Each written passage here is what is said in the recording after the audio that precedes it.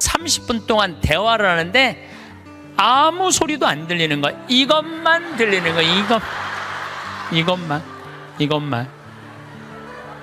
2년이 지난 지금도 그분 생각을 하면은 아무 생각이 안 나. 이것만 생각이 나. 이것만. 그분은 화장도 열심히 했는데 마지막 뭐를 안 했느냐 하면은 거울을 안 본 거예요. 자기의 모습을 점검하지 않은 거죠.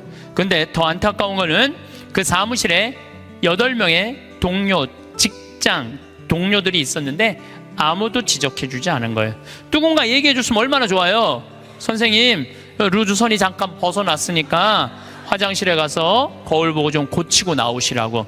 그랬다면 이분은 고칠 수 있었을 거예요. 근데 8명 중에 아무도 얘기해주지 않은 거예요. 우리는 내가 내 자신을 볼 수 없다면 누구라도 내 자신을 봐야 돼. 남이라도 내 자신을 봐야 돼. 남이 나를 고쳐줄 수 있어야 돼요. 여기에 아주 중요한 게 있어요. 우리는 듣는 마음이 있어야 돼요. 왜 그분한테 선생님 선에 루즈가 벗어났어요 라고 왜 얘기해 주지 않았을까요? 말해도 안 들었으니까. 평상시에 여러분들도 인생을 살면서 누가 이렇게 며칠 전에 사당 오동 성당에 강의를 갔는데, 이제 강의 가기 전에 성당 앞에서 곱창 순대 이 전골을 먹는데 옆에 애기 아빠들 같아. 중학교 2학년 딸을 둔 애기 아빠들이 딸 얘기를 하는 거예요. 먹으면서 재밌더라고. 얘기를 들어보니까 한 애는 게임 페이스북을 너무 하는 애고, 한 애는 집을 하나도 안 나가는 애야. 친구를 아무도 안 만나는 애야. 그러면서 뭐 애를 그렇게 키우면 안 된다 뭐 어쩌고 저쩌고 막 하는데 소주를 거의 4병을 둘이서 먹더라고요. 근데 일어나면서 마지막 한 애기 아빠가 이런 말을 하더라고요. 너는 네 딸 네 방식대로 키워. 내 딸은 내가 알아서 키울 테니까. 그렇게 소주 2병을 먹어가면서 얘기했는데 안 듣는 거죠. 사람이요, 안 들으면은요 고쳐줄 수가 없어요. 그리고 중요한 건 나를 고쳐줄 수 있는 친구가 있느냐 없느냐예요. 여러분들은 내가 만약에 루즈가 이렇게 잘못 벗어났을 때, 야 이리 와, 너 루즈 벗어났어 하고 이렇게 고쳐줄 수 있는 친구 있어요 없어요? 있어야 돼. 그걸 뭐라고 그러냐면 멘토라고 그래. 멘토. 내 삶을 이야기할 수 있는 사람, 내 삶의 문제를 이야기 나눌 수 있고 상의할 수 있는 사람, 멘토가 필요해요. 저는 3명의 멘토가 있어요. 물론 우리 동창 신부들은 뭐 멘토라고 그러긴 좀 그렇고, 나이 많은 형들 셋이 내 멘토가 있어요. 첫 형은 역시 신부님이죠. 나보다 3살 많아요. 근데 3살 많은 형인데 굉장히 영성적이에요. 영성적. 이분은 정말로 기도를 게을리하지 않는 분이에요. 언제나 기도를 참 열심히 하세요. 이분하고 이렇게 대화를 하다 보면은 우리 교회 평생 장애자들하고 장애자 사목을 하신 분이고, 신학교에서도 사회복지를 강의하신 분이에요. 이분 이번에 이제 안산 생명센터장으로 가셨는데 세월호에 249명의 학생이 죽었어요. 어른까지 304명이 죽었어요. 어른 55명, 학생 249명이 죽었어요. 그런데 안산에 가보니까 249명의 가족 중에 7명이 자살을 했다는 거예요. 너무너무 힘들으니까. 그러니까 이분이 하는 얘기가 뭐냐면은 그 한 사람이라도 살리는 게 사제가 할 일이라는 거예요. 그래서 이분하고 만나면은 그냥 저절로 영성적이 돼요. 대화를 하고 나면은 내가 피정한 기분이 들어. 근데 이 형님은 항상 나하고 이렇게 우리 집에 와서 잠도 자고, 나도 그 형님 집에 가서 잠도 자고 그러는데, 하루는 우리 집에 딱 오더니 딱 옷장을 열어보는 거예요. 옷장을 열어보더니 한마디 딱 하는 거예요. 황 신부, 옷이 양복이 너무 많으네. 예수님 이걸 원할까? 근데 한 대 맞은 기분이 드는 거예요. 왜냐면 나는 뭐 봄, 여름, 가을, 겨울 1년 365일 강의를 하니까 양복이 봄에 뭐 몇 벌, 여름에 몇 벌, 겨울에 몇 벌, 이렇게 한 10벌이 넘었어요. 그런데 많다고 나한테 혼을 내더라고요. 여러분들 인생에 있어서는요, 나를 혼내줄 사람이 필요해요. 나를 혼내줄 사람이 없으면은요, 나는 아나 무인이 되는 거예요. 그걸 보고 내가 양복을 다 나눠줬어요. 다. 아까도 말씀드렸잖아요. 작년에 잠비아 가면서 양복 3벌 입으면서. 그래서 내가 근데 이제 다 나눠줘 갖고 한 3-4벌로 딱 줄였는데 할머니들이 방송에 내 양복 한 번도 안 바뀐다고, 부산에서 져서 올리고 서울에서 져서 보내줘 갖고 다시 12벌이 됐어, 양복이. 그래서 이거 안 되겠다. 양복이 많아지는 건 어쩔 수 없는데 양복을 아예 갈아입질 말자. 그래서 한 달에 한 번씩만 딱 입고 다니기로 이제 내가 나하고 한 거예요. 근데 내가 그 형님 집에 가서 잠을 자는데 자기 침대를 꼭 내줘요.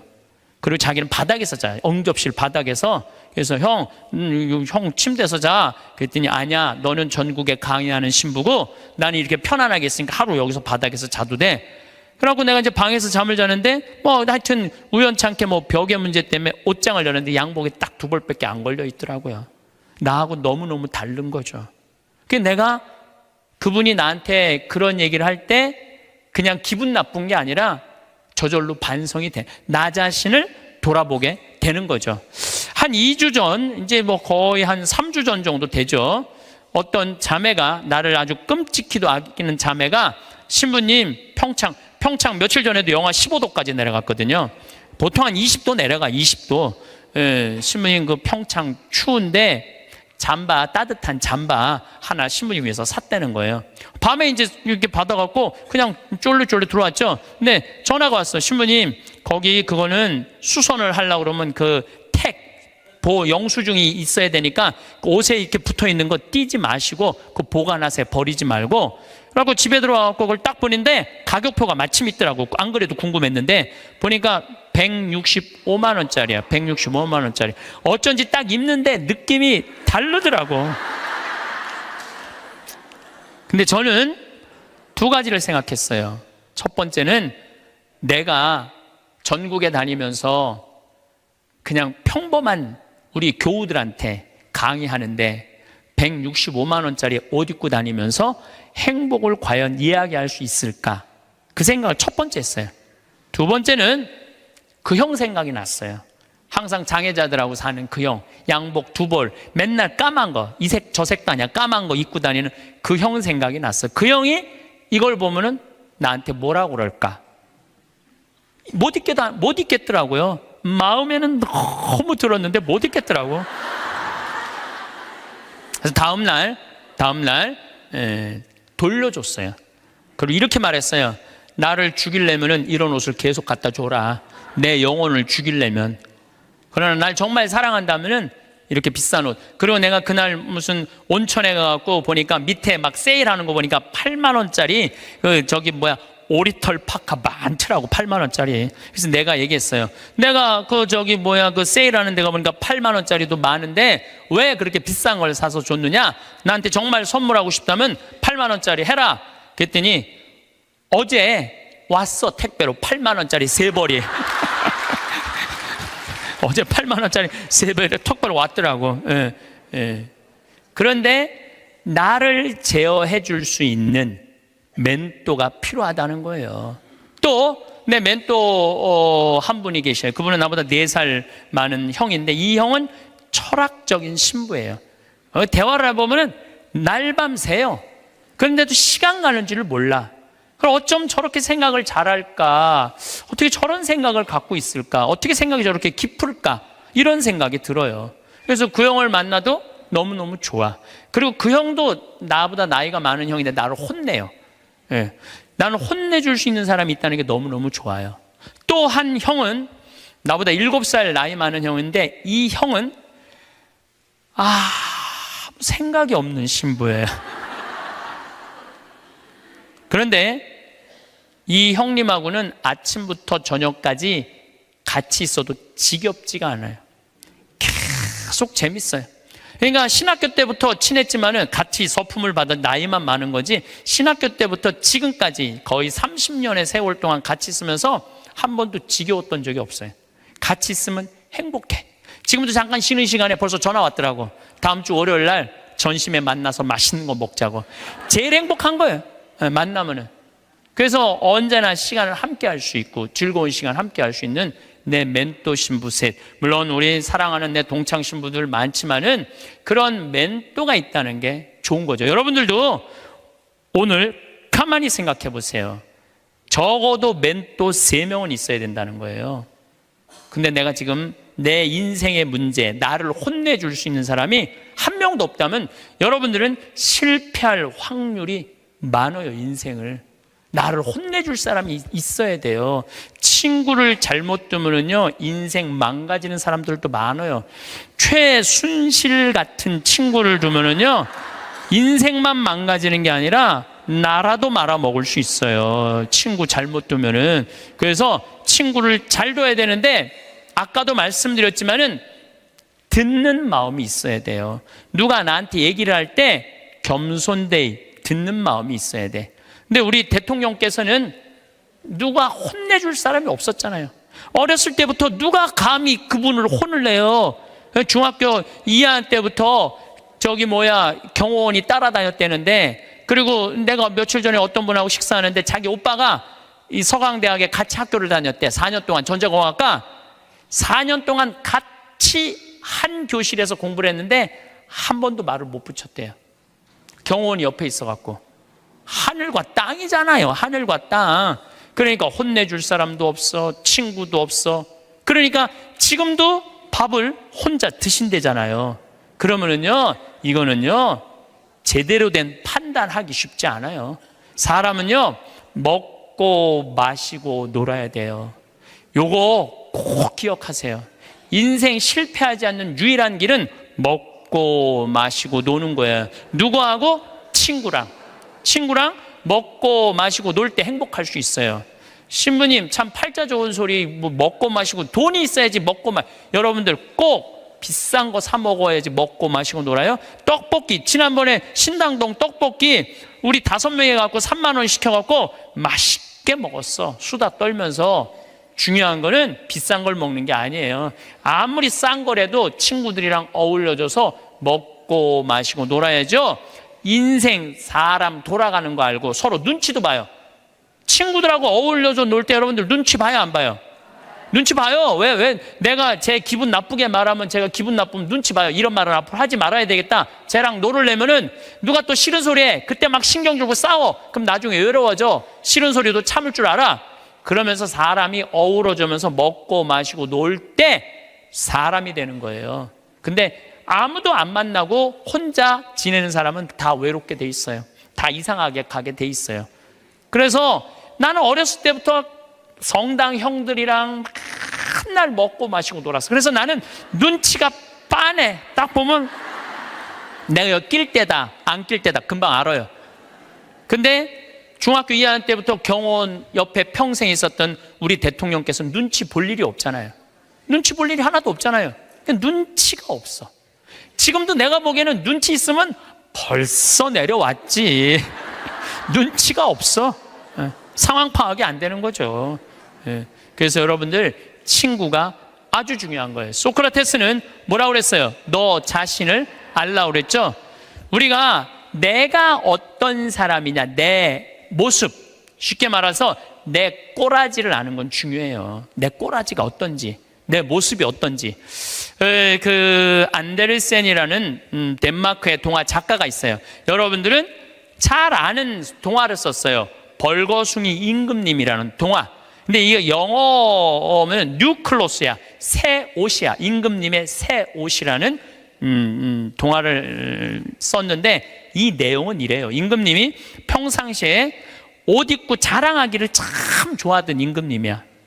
예쁜 옷 입고 자랑하기를 좋아하던 임금님이야. 근데 사기꾼 둘이 임금님한테 가갖고 임금님한테 뭐라고 그랬냐면은 우리가 기가 막힌 천을 짤 줄 안다.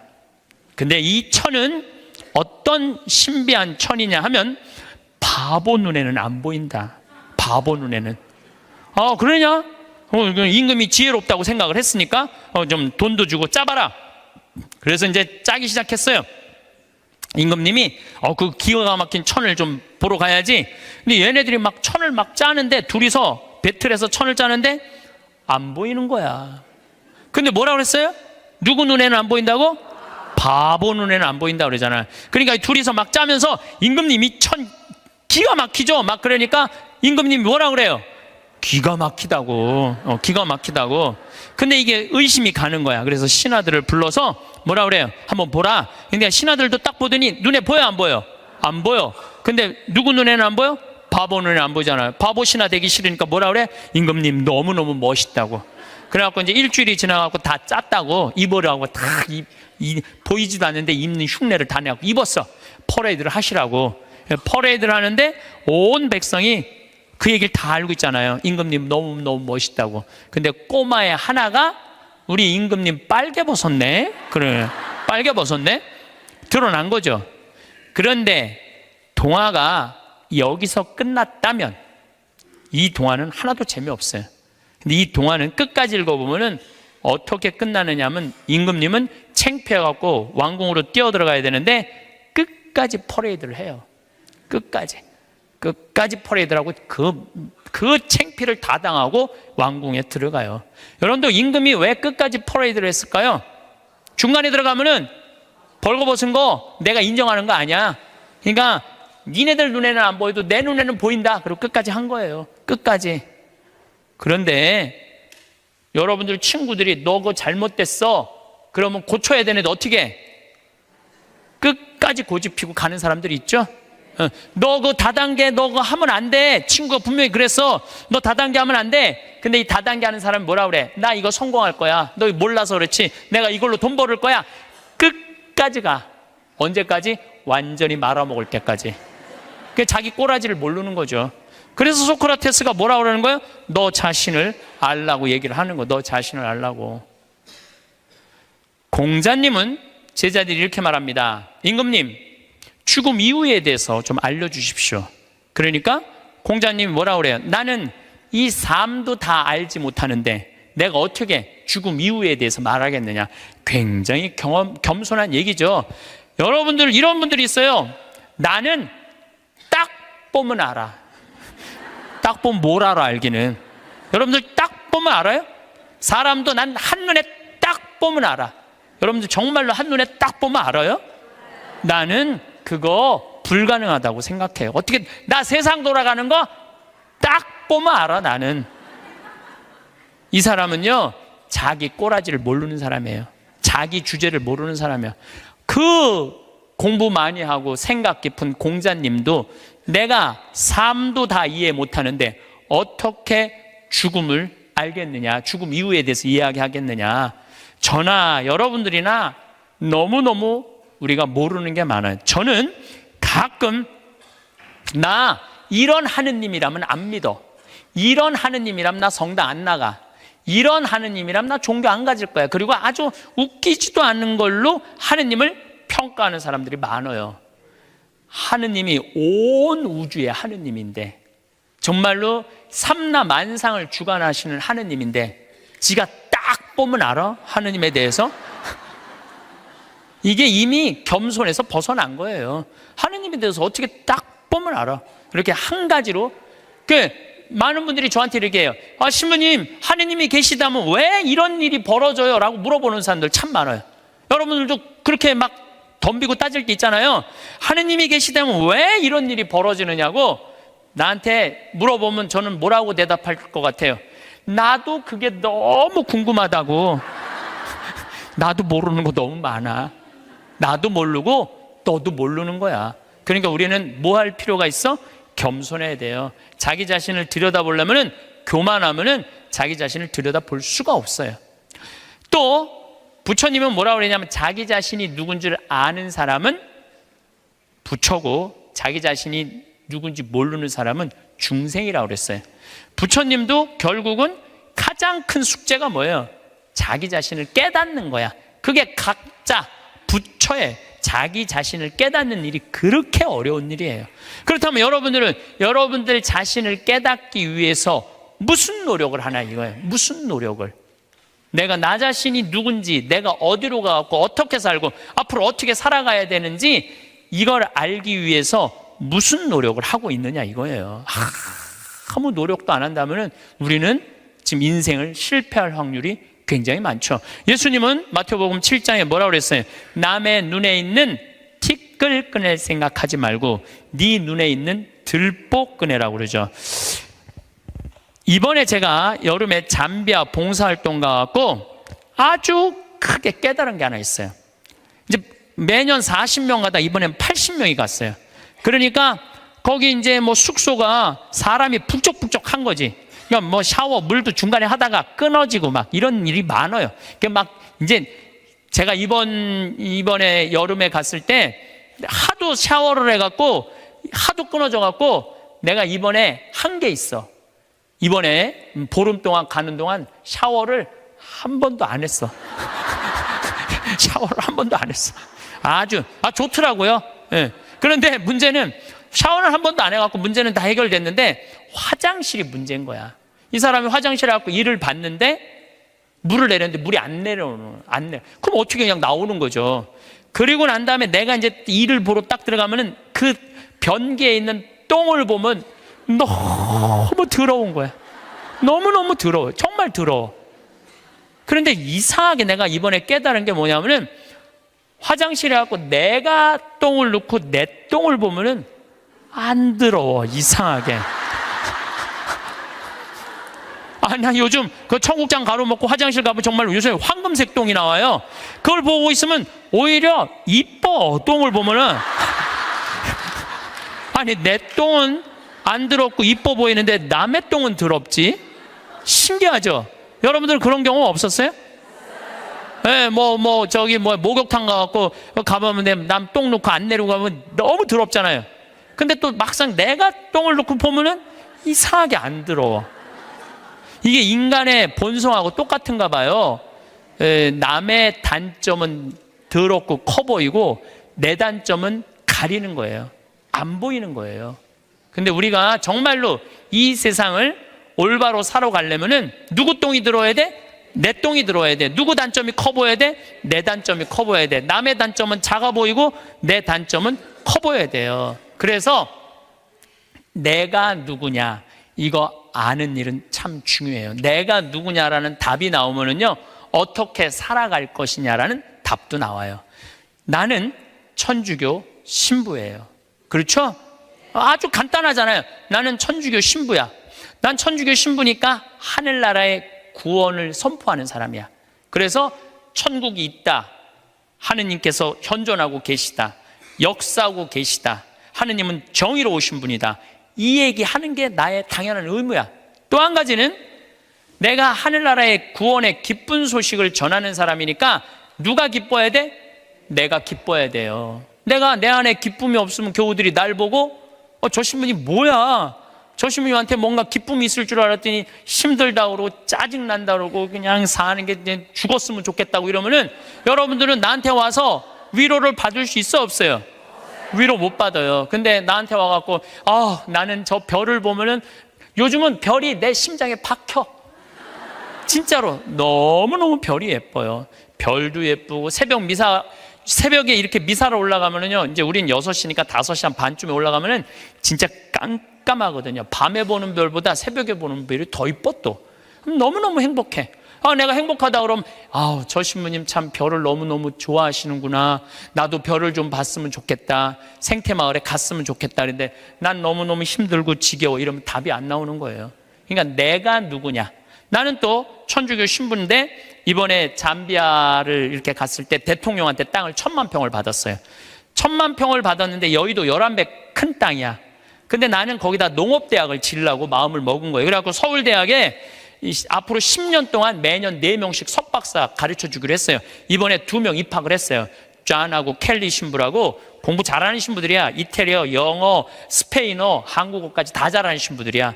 얘네들이 언어 능력이 뛰어나거든요. 그래서 이번에 이제 2명이 입학을 해요. 그리고 이제 또 올해도 계속 찾아서 10년 동안 40명만 석박사를 만들어 놓으면요, 그것도 서울대학에서 만들어 놓으면요, 잠비아뿐만 아니라 아프리카에서 최고 좋은 농업대학 세울 수 있어요. 근데 문제는 그렇게 농업대학을 세운다고 또 할머니가 돈을 100억 줬고 그 100억이면 잠비아에서는 1000억이에요. 그러니까 왜 내가 100억이 1000억이냐면 거기는 한 사람 인건비가 한 달 8만 원이야. 8만 원. 그러니까 10명 써도 80만 원이야. 우리 직원 웬만한 거 한 직원 안에 월급이 400만 원인데 40명 쓸 수 있어. 40명. 그러니까 100억이면 잠비아의 1000억이야. 그래서 난 농업대학 생각을 하고 있는데 은돌락 교구라고, 잠비아는 그 교구는 신자가 100만 명이에요. 100만 명. 잠비아는 신학생이 480명인데 신학교가 없어요. 기숙사가 없어. 신학교는 있는데. 그래갖고 뭐 제대로 교육이 안 돼 있어. 주교님이, 그 반달 주교님이 날 찾아오더니 귀양 이렇게 좋은 땅에다가 신부님 얘기 들어보니까 돈도 있대는데, 신학교 짓는데 10억이면 된다는데 신학교 줘달라는 거예요. 저는 한 대 맞았어요. 왜 맞았느냐면 거기다가 물론 내가 환경을 운동하는 신부라 농업대학을 짓겠다고 먼저 생각했지만은 사실은 그 반달 주교님이 이런 강론을 하셨어요. 그 라디오 방송국을 갖고 있더라고요. 우리가 빵을 먹는 게 중요하냐, 하느님의 말씀을 먹는 게 중요하냐, 그 얘기를 하더라고요. 전 너무너무 창피했어요. 빵이 중요한 게 아니다, 하느님의 말씀을 먹는 게 중요한데 신학교를 줘야 된다. 그래서 이번에 한국에서 온 신부가 신학교를 줘주려고 그런다. 기뻐해라. 내가 반성을 너무 많이 했어. 내가 신부인데 신학교를 줘줘야지. 그래서 이번에 이제 잠비아에 신학교 짓고, 그걸 너무 충격을 받아갖고 모잠비크에도 신학교가 필요하대. 모잠비크에도 줘주고. 그래봐야 10억이야 10억. 나 100억 받았는데 뭐 그거 못 줘줄 게 뭐 있어. 10개라도 줘줄 수 있지. 그러니까 내가 누구이냐라는 질문에 답이 나오니까 어떻게 살아갈 것이냐라는 답이 나오더라고요. 만약에 내가 학교 선생님이야. 선생님은 애들한테 뭐 가르쳐야 돼요? 공부? 나는 절대 공부를 가르쳐서는 안 된다고 생각해. 아이들한테 뭘 가르쳐야 되냐면 행복을 가르쳐야 돼. 사는 도리를 가르쳐야 돼. 사람들하고 어우러 사는 거를, 법을 가르쳐야 돼. 그게 선생님이 할 일이죠. 난 내 강의 때 핸드폰 올려도 한 번도 신경질을 부린 적이 없어. 한 번도. 제가 30대 때는 내 강의 때 핸드폰 올리면 가만히 안 있었어요. 무식하게 핸드폰도 안 꺼놓고. 한번 미사하는데 거양성취하는데 핸드폰이 울리더라고요. 내려놨죠. 그리고 이렇게 얘기했어요. 일주일에 한 번 모여갖고 하느님 찬양하고 기도 한번 해보겠다는데 핸드폰 그걸 못 끄고 들어오느냐고 난리를 쳤어요. 그랬더니 미사 끝나고 자매 하나가 나한테 와서 신부님 죄송하다는 거예요. 왜 죄송하냐 그랬더니 우리 남편 핸드폰 소리였다는 거 아까. 그럼 남편 핸드폰이면 남편이 발이 없냐 손이 없냐 입이 없냐, 왜 남편이 와서 사과 안 하고 당신이 와서 사과하냐 그랬더니 그 자매 하는 말이 우리 남편은 청각 장애자라는 거예요. 그러니까 듣지를 못하는 거야. 말도 못하는 거지. 근데 이거를 진동으로 놨는데 풀린 거야. 진동으로 놨는데 풀린 거야. 그래서 자기도 모르고 남편도 몰라서 신부님 미사 때 분심 들게 해서 너무너무 죄송하다는 거예요. 내가 그날 이후부터 지금까지 내 강의 때 핸드폰 울려도 한 번도 신경질을 부린 적이 없어. 그리고 내가 나이가 50이 넘어 보니까 50이 넘으니까 진짜 핸드폰이 울려도 네 바지에서 울리는지 내 바지에서 울리는지도 모르겠더라고. 한 4, 5년 전에 춘천 수무숲이라는 성당에 강의 갔어요. 수무숲이라는 성당에 강의 갔는데 막 강의 시작하는데 핸드폰이 막 울리더라고요. 그래서 내가 얘기했죠. 나는 내 강의 때 핸드폰 울려도 한 번도 신경질 부린 적이 없다고. 그런데도 계속 핸드폰이 울리더라고. 근데 기분이 이상해. 보니까 내 바지에서 울리는 건 내 바지에서. 그래서 나이를 먹는다는 게 참 좋더라고요. 젊었을 때는 누가 잘못하잖아. 특히 교우들이 잘못하면 바로 지적하고 바로 혼냈어요. 정말 30대 때는 성체 영화로 나올 때 왼손이 위에 올라가고 오른손이 밑으로 내려가야 돼. 그래서 뭘로 영해야 돼? 오른손으로 영해야 돼요. 근데 막 교우들이 오른손이 올라오면은 무슨 손으로 영하게 돼? 왼손으로 영하게 되면 이거 불경스러운 거잖아요. 그래서 30대 때 오른손이 올라오면 손바닥을 내리쳤다니까. 내가 똑바로 하라고. 그러면은 이 교우만 사색이 되는 게 아니야. 뒤에서 성체 영화로 나오는 교우들도 내가 이렇게 해보면 보여. 막 이러면서 나오는 게 보여. 막 이러면서 나와. 근데 결국은 틀려. 그럼 또 손바닥 내리치는 거야. 30대 땐 내가 그랬어요. 근데 50대가 되니까 뭐가 보이느냐면은 주부들이 설거지 많이 하고 그러면은 손목 관절염이 있어. 그래서 이게 안 돌아가는 게 보이더라고. 안 돌아가는 게 안 돌아가니까 다른 손으로 하는 거야. 근데 30대 땐 그게 안 보인 거야. 그래서 50대, 지금 40대 후반부터는 왼손으로 올리면 왼손에 영에 드리고 오른손으로 영에 드려. 그리고 헷갈리는 교우들은 네가 알아서 줘. 그러면 내가 어떻게 영하는 줄 알아? 그냥 정가운데다 영에 드려. 그냥 네가 알아서 먹으라고. 정가운데다. 그러니까 참 나이를 먹는 게 좋더라고요. 나이를 먹으니까 봐도 못 본 척, 알아도 모르는 척, 들어도 못 들은 척 이렇게 하게 되더라고요. 그래서 요즘은 막 이렇게 우리 직원들하고 뭐 가까이 있는 사람들하고 무슨 의견이 부닥치고 막 그러면은 정말 막 내 이야기를 저 알지도 못하는 거 고쳐주고 싶은데 안 고쳐줘요, 요즘은. 왜냐하면은 귀찮아. 그냥 알아서 하라고. 나이 먹는 게 그래서 좋더라고요. 예. 어쨌거나 내가 신부다. 그럼 어떻게 살아야 되는 게 나와. 내가 학교 선생님이다. 어떻게 살아야 되는 게 나와. 내가 경찰이다. 나 요즘 대한민국 경찰들 너무 마음에 들어요. 왜냐하면 촛불 시위 100만 명 모였을 때 물론 위에서 명령이 떨어지면 어떻게 할 수 없겠지만 최대한 국민을 보호하려고 그러잖아요. 여러분들 100만 명이 모이는데 지금 8차까지 나와 있는데 한 번도 폭력 없이 이렇게 하는 건요, 이건 기적이야, 기적. 정말로 대단한 거예요. 그 사람들이 모이면 으쌰으쌰 하고 막 미국 애들 조금만 모이면요 깨고 난리도 아니에요. 유럽도 마찬가지. 이거는 상상도 못할 수 있는 일이야. 경찰은 뭐 하는 사람들이야? 나쁜 사람 붙잡고 국민들 보호하는 거 아니야. 내가 만약에 재판관이야. 그럼 옳고 그름을 판단해 주는 사람이 재판관 아니에요. 그러면은 재판관이 뭐 이 상황 할 거 없이 정의로우면은 옳고 그름을 판단해 줄 줄 아는 사람이 재판관이야. 내가 누구냐라는 답이 나오면은요, 행동하는 건 하나도 어렵지 않아요. 만약에 내가 대통령이야. 그러면은요, 이건 진짜 많이 물어봐야 돼요. 내가 대통령이라 하면 5천만 명의 생명을 쥐고 있는 거야. 저는 요즘 이렇게 방송을 보면서 제일 안타까운 건 뭐냐 하면 지금 수출 안 돼. 국민들 뭐 1,500조 빚 있어. 깡통 전세 나와. 가게 막 무너져. 정말로 너무너무 힘들어요. 지금 온 똑똑한 사람들이 모여갖고 이 난관을 어떻게 극복해 나가야 되느냐, 이거 머리 맞대고 회의하기도 바쁜데 내가 안 받았다, 나는 안 그랬다, 난 보톡스 안 맞았다, 이걸로 온 나라가 한 달 아니고 2달 아니고 6달을 이거 앞으로도 이럴 거 생각하면요 막 억장이 무너져요. 억장이 참 답답해요. 만약에 내가 대통령인데 애들이 지금 어른까지 300명이 지금 빠져 죽어. 그러면 머리할 시간이 어디 있어요? 머리할 시간이 어디 있어요? 이거 말아 올릴 시간이 어디 있어? 지금 모자 쓰고 빨리 나가야지. 이게 왜 그러느냐면 내가 누구냐를 묻지 않기 때문에 그래. 내가 누구냐. 여러분들도 마찬가지예요. 내가 누구냐를 물어야 돼. 그래서 저는 중학교 1학년 때 세례를 받았어요. 14살 때. 세례 받기 전에 나는 어땠느냐? 반장, 부반장 해봤던 적이 없어요. 나는 반장, 부반장. 그리고 우리는 한 반이 70명이었는데 줄반장도 중요한 자리였어요. 줄반장도 해봤던 적이 없어. 나는 우등상 한번 타봤던 적 없는 사람이에요. 예.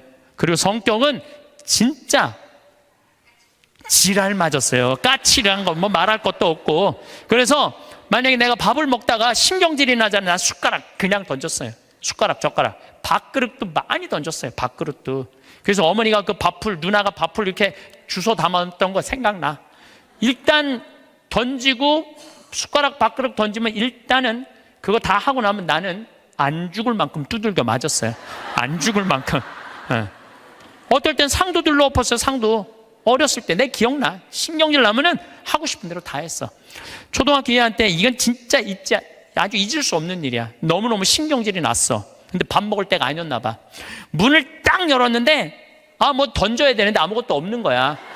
던져야 되는데 근데 마루에 마침 뭐가 있었느냐면 요강이 있었어요. 요강이. 우리 가족이 다 있었어요. 그때 내가 어떻게 했어요? 그 초등학교 2학년 애가 요강을 발로 찼어.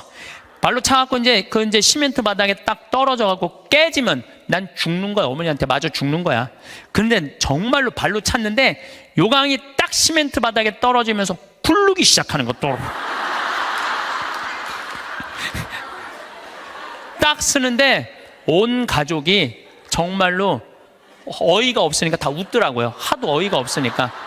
근데 그 얘기를 어머니가 지금도 해. 우리 가족이 지금도 해. 너 어렸을 때 요강 찬 거 생각나느냐고. 너라고는 이제 안 그러죠. 신부님 어렸을 때 요강 차는 거 생각나느냐고. 그렇게 까칠했어요. 그런데 내가 중학교 1학년 때 세례를 받으면서 어마어마한 거울을 만난 거예요. 예수 그리스도라는 거울을 만났어요. 예수 그리스도라는 거울을 딱 보는데 내가 한심하게 이를 데 없더라고요.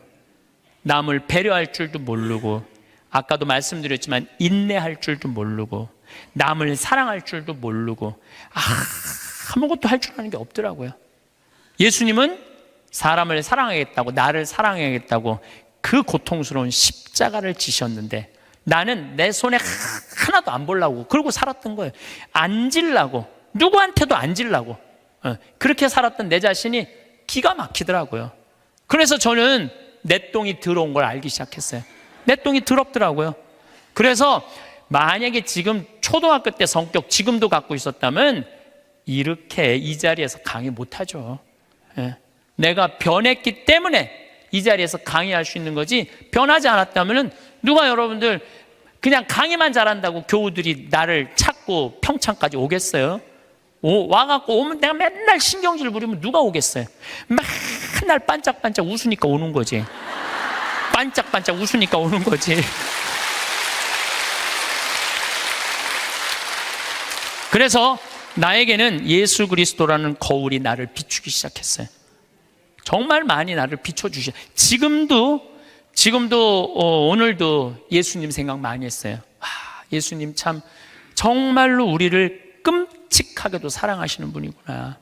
우리가 상상하는 것 이상으로 우리를 사랑하고 계시고 온 삶으로 당신은 우리를 사랑하셨구나, 이런 생각이 참 많이 들어요. 그러니까 그 예수님을 보고 난 15살에 사제가 되기로 결심을 해요. 지우학한 거죠. 그 신학교 들어갔고 공부 정말 많이 했어요. 많은 분들이 저한테 신부님 어쩌면 모르는 게 없어요. 모르는 거 많아요. 그런데 내가 그래도 많이 아는 이유 중에 하나가 책을 1000권 이상 읽은 것 같아요. 신학교 때 지우학해갖고 공부한 거죠. 30에 신부가 됐어. 31입이라고 그래. 신부가 돼서 잘 살 것 같았는데 내 인생에 가장 많은 실수를 했을 때가 30대예요. 핸드폰은 신경질 부리고 성체는 손바닥 내리치고, 사람 만나도 정말 사람으로 못 만나고, 저 사람 나한테, 부자들 특히 그때는 부자 좋아했어요. 30대 때는. 왜? 저 사람이 날 좀 도와줬으면 좋겠다. 근데 참 이제는 이제 그런 일은 절대 없어요. 30대 때 부자들이 나한테 와서 이런 얘기 참 많이 했어. 신부님 저거 땅 팔리면은 내가 정말로 신부님 밀어줄게요. 그래서 같이 밥도 먹고 어디 여행도 같이 가는데 왜 이렇게 땅이 안 팔려? 그래서 내가 깨달은 진리가 뭔지 알아요? 부자 땅은 안 팔린다. 그리고 이 교회는 부자가 움직이는 게 아니야. 가난한 교우들이 움직이는 거야. 그게 40대 돼서 교우들의, 가난한 교우들이 이 교회를 유지하는 걸 40대 돼서 알았어요. 30대 때는 몰랐어. 40부록이라고 그래. 40. 유혹이 없는 나이야, 40이면은. 그래서 내가 40에 정말로 이제 욕심이 없어진 나이가 40이에요. 50이 지천명이야. 지천명이라는 건 뭐냐면 하느님의 뜻을 아는 나이야. 여러분들 49까지는 세상에 관심이 많았다면 50부터는 어디에 관심 많아야 돼? 하늘나라에 관심 많아야 돼. 여기 있는 분들은 다 이제 세상은 끝났어. 세상 공부는 끝난 거야. 이제 무슨 공부해야 돼? 하늘나라 공부해야 돼. 62순이라고 그래. 60이면은 귀가 편안한 나이야. 누가 내 욕을 해도 화가 나지 말아야 돼. 또 화가 나지 않은 것뿐만 아니라 이 세상 이해 못 되는 게 없어야 돼. 다 이해가 돼야 돼. 그 정도로 여러분들은 공부를 많이 해야 된다는 얘기예요. 근데 지금 이해되니, 난 저게 이해가 안 되네. 그럼 나이를 헛먹기 시작하는 거예요. 우리가 의학이 발달해서 우리가 현대의 기계 문명 덕분에 안 죽는다고 말씀을 드렸어요. 우리 할머니들은 100살 사시고 저 뒤에 계신 젊은 분들은 120살 산다고 말씀을 드렸어요. 그러니까 이제는 인생을 설계를 보통 60 내지 70까지 설계를 하시는데 이제 설계를 바꾸셔야 됩니다. 어떻게? 여기 계신 할머니들은 100살까지, 뒤에 계신 젊은 분들은 120살까지 살 거를 계획을 짜셔야 돼요. 그래야지 인생의 의미가 있는 겁니다. 두 번째 시간에는 제가 뭐라고 말씀을 드렸느냐면 노년이 되면 외로움이 가장 큰 문제예요. 상실감을 많이 느끼기 때문에 외로움이 오고, 그 다음에 자식과의 관계가 불편하고, 오로지 누구밖에 없다? 남편밖에 없다. 남편 죽는 날, 그날부터 뭐가 된다? 고아된다. 그러니까 정말로 노년에 가장 소중한 사람은 남편이요, 아내다. 그런 말씀 드렸어요. 그래야지 외롭지 않게 돌아가실 수 있어요. 그러니까 남편과의 관계에서 가장 좋은 건 뭐야? 남편 전날 죽고 그 다음날 따라 죽는 게 제일 좋은 거예요.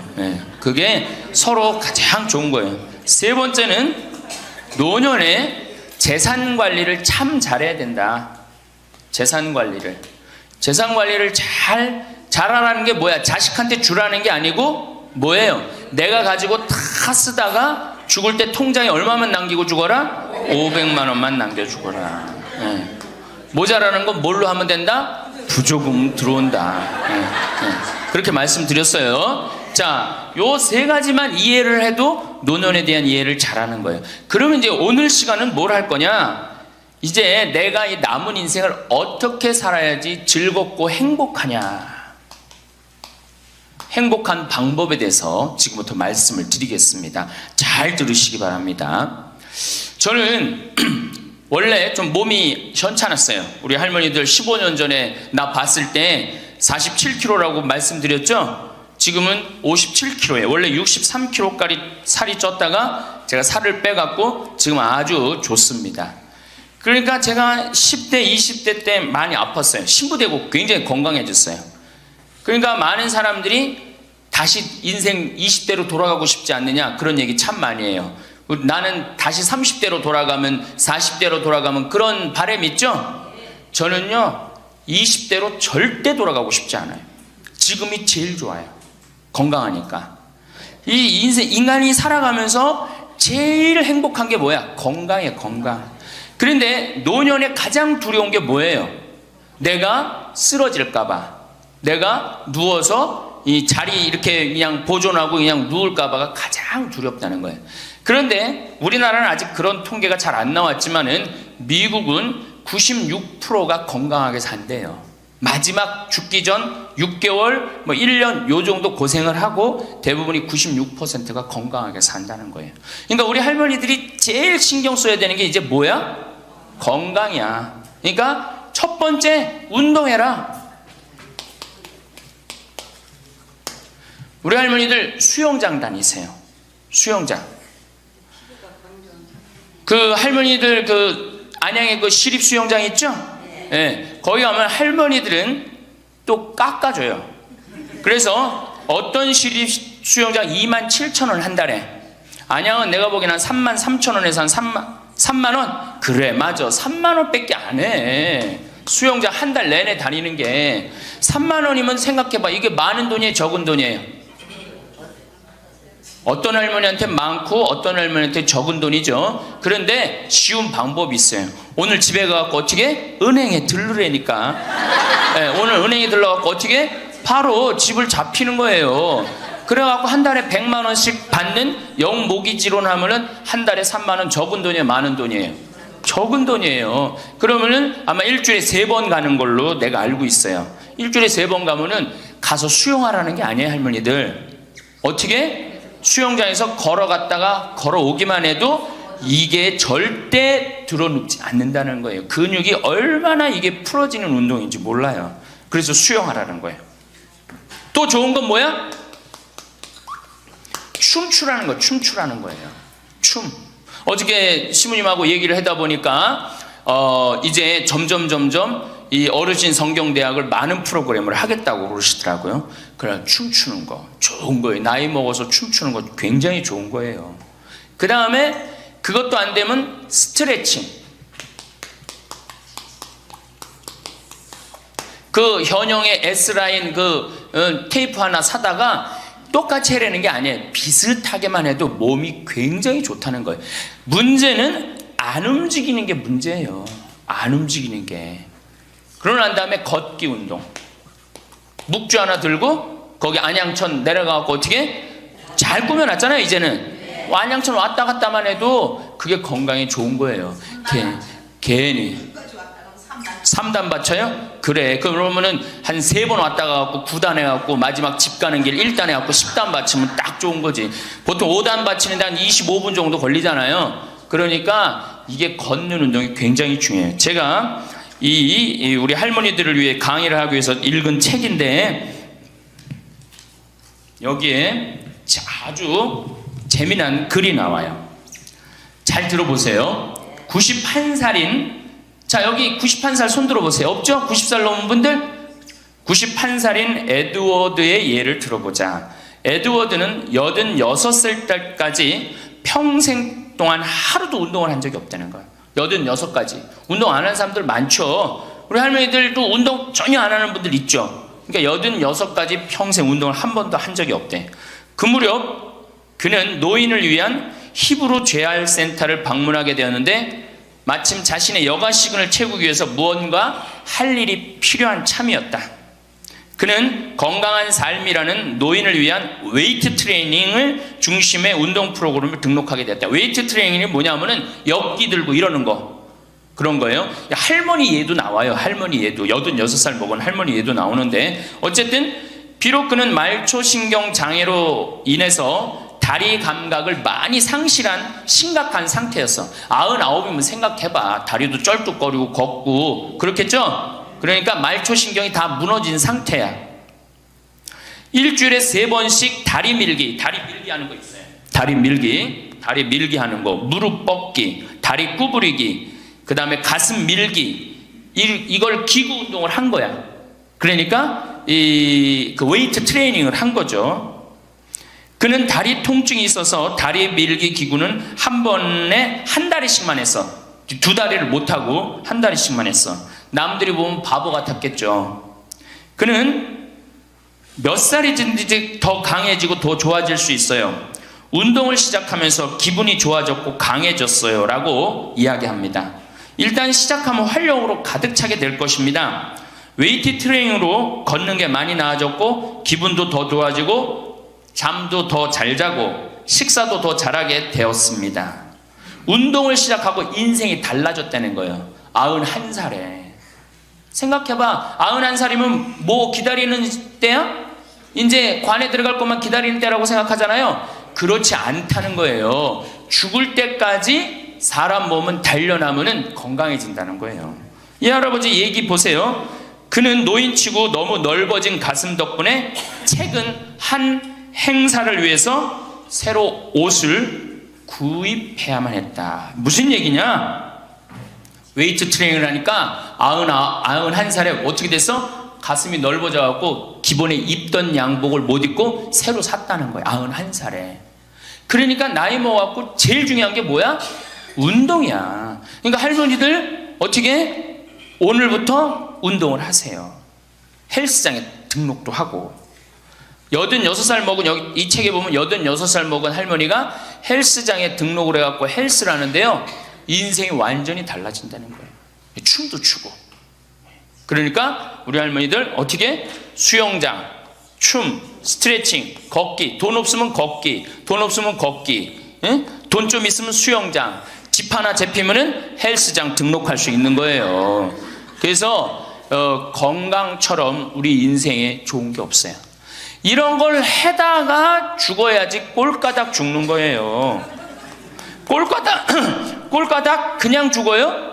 절대 그냥 꼴까닥 죽지 않아요. 아무것도 안 하면은. 근데 이걸 계속 하다면은 마지막에는 근력이 다 떨어질 때는 그냥 일본에서 그래요. 팽팽하게 산다는 거. 고무줄을 한번 생각해봐. 고무줄 쫙 늘어뜨려. 굉장히 팽팽하죠? 어느 순간에 이게 다 되면 어떻게 돼? 딱 끊어진다 그래.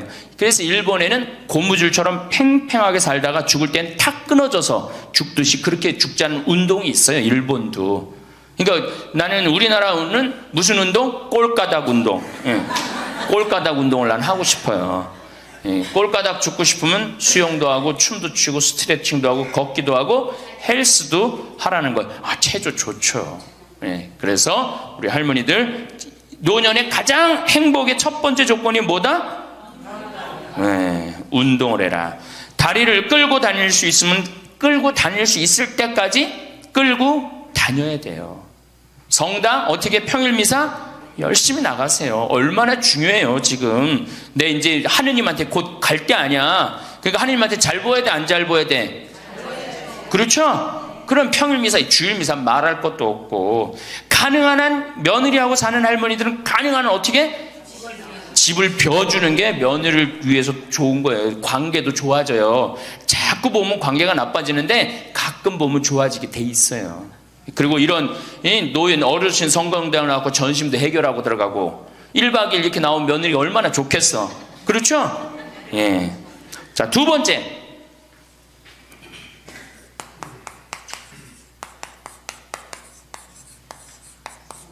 우리나라 사람들이 진짜, 우리나라 할머니들이 진짜 못하는 게 뭐예요?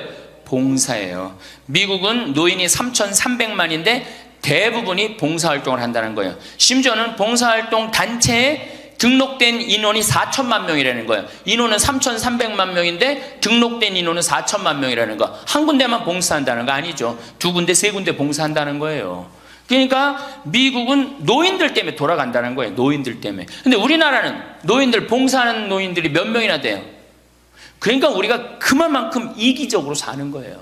내 자식, 내 새끼, 우리 집만 생각하는 거지 우리 전체 사회를 생각하지 않는 거야. 아니 65세 넘어갖고 뭘 또 내 자식, 내 집, 내 새끼를 생각해. 이제는 좀 살 만큼 이 세상 얻어먹을 만큼 다 얻어먹었잖아. 세상에서 누릴 만큼 다 혜택을 누렸잖아요. 그러니까 이제는 어떻게 하고 돌아가야 돼? 되돌려주고 돌아가야지. 저는 제가 경복궁을 갔는데 그 얘기도 조금 있으면 말씀드리겠지만 할아버지 한 분이 나와서 해설을 하시는 거예요. 봉사하시는 거예요. 그러니까 일본어로 하시더라고. 일본 사람들 오니까 일본어로 저기 막 봉사활동 하는 거예요. 아, 너무 멋있어요.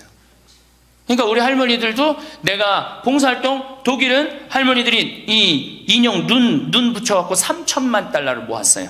3천만 달러면 300억이야. 눈 붙여갖고 어떻게? 우리는 눈 붙여갖고 돈 모으면 어떻게? 손자 용돈 주죠? 아프리카에 병원 짓는데 기부했어요. 그러니까 노년이 돼갖고 얼마나 의미 있게 살 수 있어. 봉사활동 할 수 있는 거.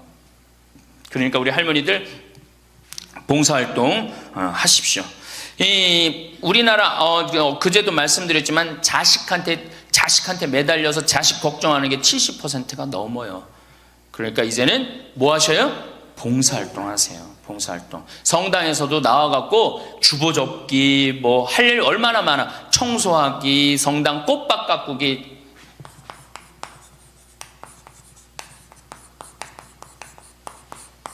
그 다음에 화분 이렇게 꾸며갖고, 우리 여기 지금 한 분 들어와서 사시는 회장님이 계셔요. 나이가 한 75 되셨는데, 이 허브를 가꾸셔갖고, 지금 여기 어저께 우리 자매님들한테 제가 보여줬죠? 할아버지 한 분이 그 허브를 가꾼 거예요. 우리 생태마을을 얼마나 근사하게 만들어놨는지 몰라.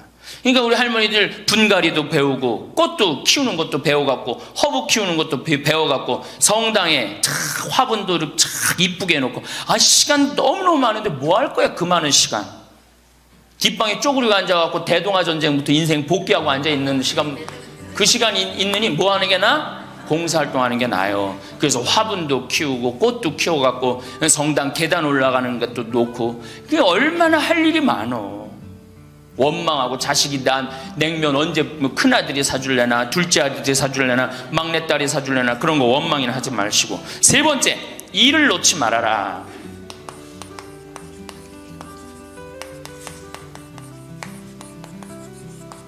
일을 놓지 말아라. 여러분들, 송혜 선생님이 몇 살이시죠? 81살이에요. 81살인데 얼마나 멋있어요.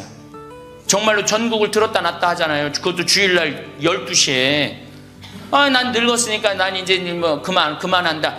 섹스피어의 그 리어 왕 얘기 보면 딸들한테 왕위를 내줘버려요.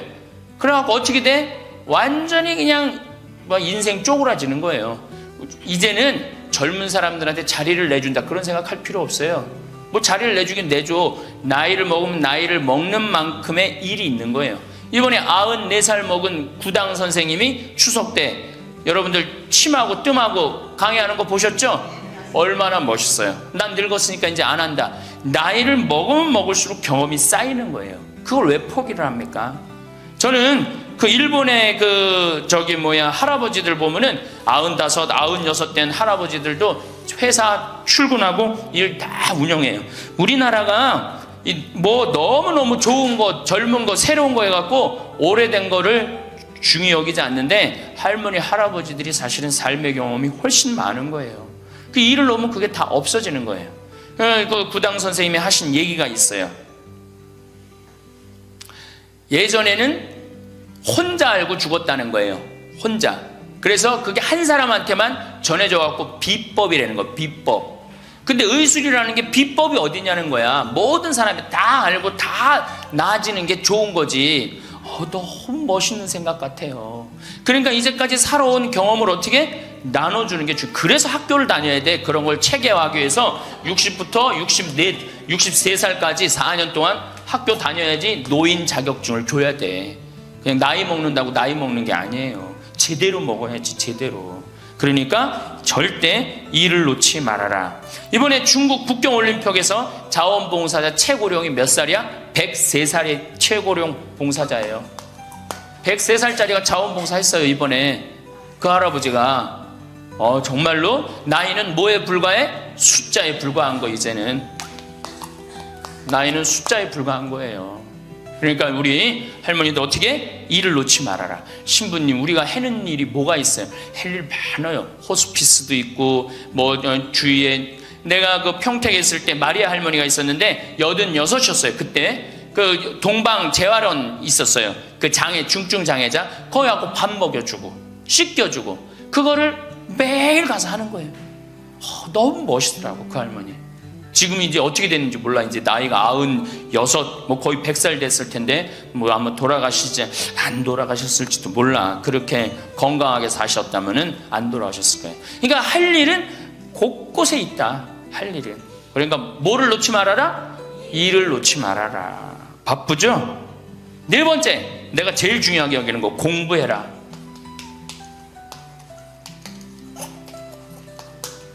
나이 먹으면은 공부할 생각을 안 해요. 더 새로 배울 생각을 안 해요. 얼마나 우리 할머니들이 한심하냐면은 자식이 어머니 핸드폰 사드릴게요. 핸드폰을 사줬어. 그러면 기능을 배워야 될 거 아니야. 이게 뭐 복잡하고 골치 아프다고 기능 안 배우고 1번 큰아들, 2번 작은아들, 3번 막내딸 땡! 그렇죠? 아니 이거 강의 시간에 핸드폰 안 울리게 하려면 진동으로 하는 방법도 배우고 진동 푸는 방법도 배우고 그 다음에 또 저 신부님 정말로 강의 너무너무 재밌네. 한번 사진도 찍어야 되겠다. 그럼 사진도 쫙 찍고 나하고 좀 내 핸드폰에 신부님 딱 사진도 좀 찍어놓고 이래야 되는데 우린 배울 생각을 해야 안 해요? 생전 안 해. 1번 큰아들, 2번 작은아들, 3번 막내딸 땡이야 땡. 뭐 메시지 보내는 법도 좀 배우고 그래갖고 그냥 자식들한테 맨날 전화하고 그러지 말고 자식이 뭐 하는지도 모르는데 맨날 전화하지 말고 메시지 보내갖고 얘야 오늘 날이 참 덥단다. 더운데 뭐 건강 조심해라. 엄마가 얼마나 멋있어요. 그러니까 안 배우고 짜증을 자꾸 내. 얘 뭐 이렇게 복잡한 게 이런 게 어딨냐. 아유 이거 내 관둬라. 이래 그냥 짜증을 자꾸 배. 무식하면 자꾸 짜증을 부리고 성질을 부리게 돼 있어요. 그러니까 신부님 늙어서 자꾸 이렇게 가르쳐달라 저렇게 가르쳐달라 창피하다고. 시대가 얼마나 빨라요. 안 배우고 못 살아요. 안 배우고. 저도 배우는데요. 저도 우리 직원들한테 컴퓨터 모르면 전화해갖고 야 이게 어떻게 되는 거냐, 이걸 어떻게 이 그림을 집어넣어야 되는 거냐. 그래갖고 신부님 제가 컴퓨터 그대로 켜놓을 테니까 따라하세요. 그러면은 따라해요. 그래 야 이게 뭐냐 그러면서 배우는 거예요. 시대가 빨리 변하기 때문에 어떻게 배울 수밖에 없어요. 얼마나 빨리 변하느냐면은 지난 1000년은 지난 100년에 빠른 만큼 변해요. 지난 100년 동안 빠른 거는 지난 10년에 빠른 거하고 똑같아요. 지난 10년은 어떻게? 지난 1년에 변한 것처럼 또 지금은 3개월에 한 번씩 업그레이드 된다는 거예요. 그런데 안 배우면 어떻게 하려고? 안 배우면. 신부님, 이젠 살 만큼 살았고 머리 복잡합니다. 뭘 배웁니까? 그냥 이러다 살다 죽지. 그럼 뭐하러 살아 죽지 그냥. 사는 한은 사는 것 같이 살다가 죽어야 될 거 아니에요. 운동도 하고 봉사도 하고 일도 놓지 말고 공부도 하고 그리고 살아야 되는 거예요.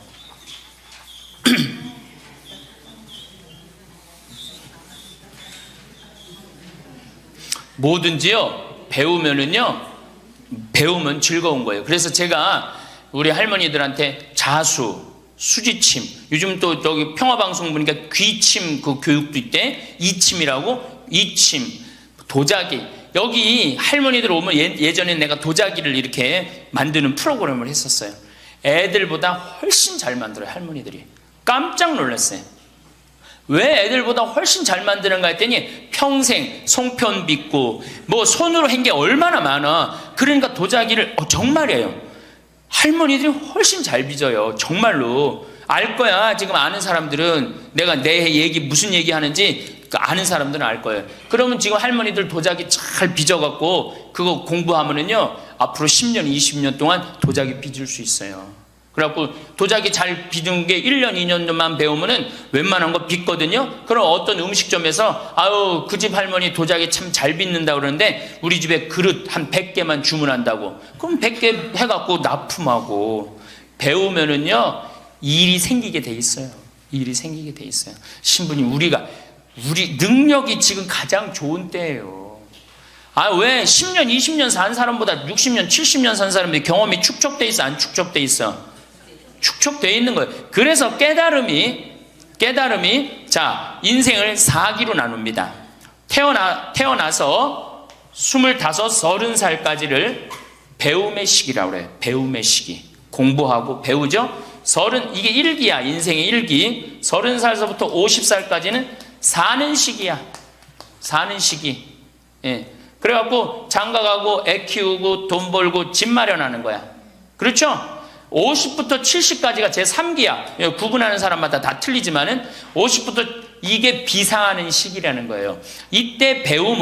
이때는 멋 모르고 배우잖아. 이때는 삶의 경험이 다 축적돼 있잖아요. 그리고 이때 배우면요, 그 배움의 깊이가 틀려진다는 거예요.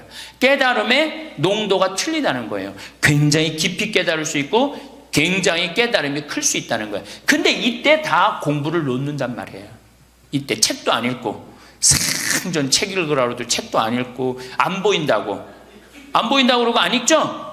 안 보이긴 왜 안 보여? 피천득 선생님은 90살 될 때까지 다 봤는데 이게 자꾸 안 보니까 시력이 떨어지는 거예요.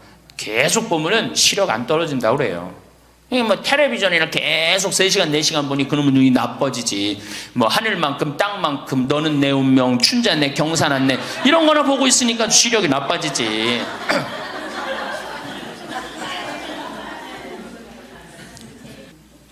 다섯 번째, 인생을 즐겨라.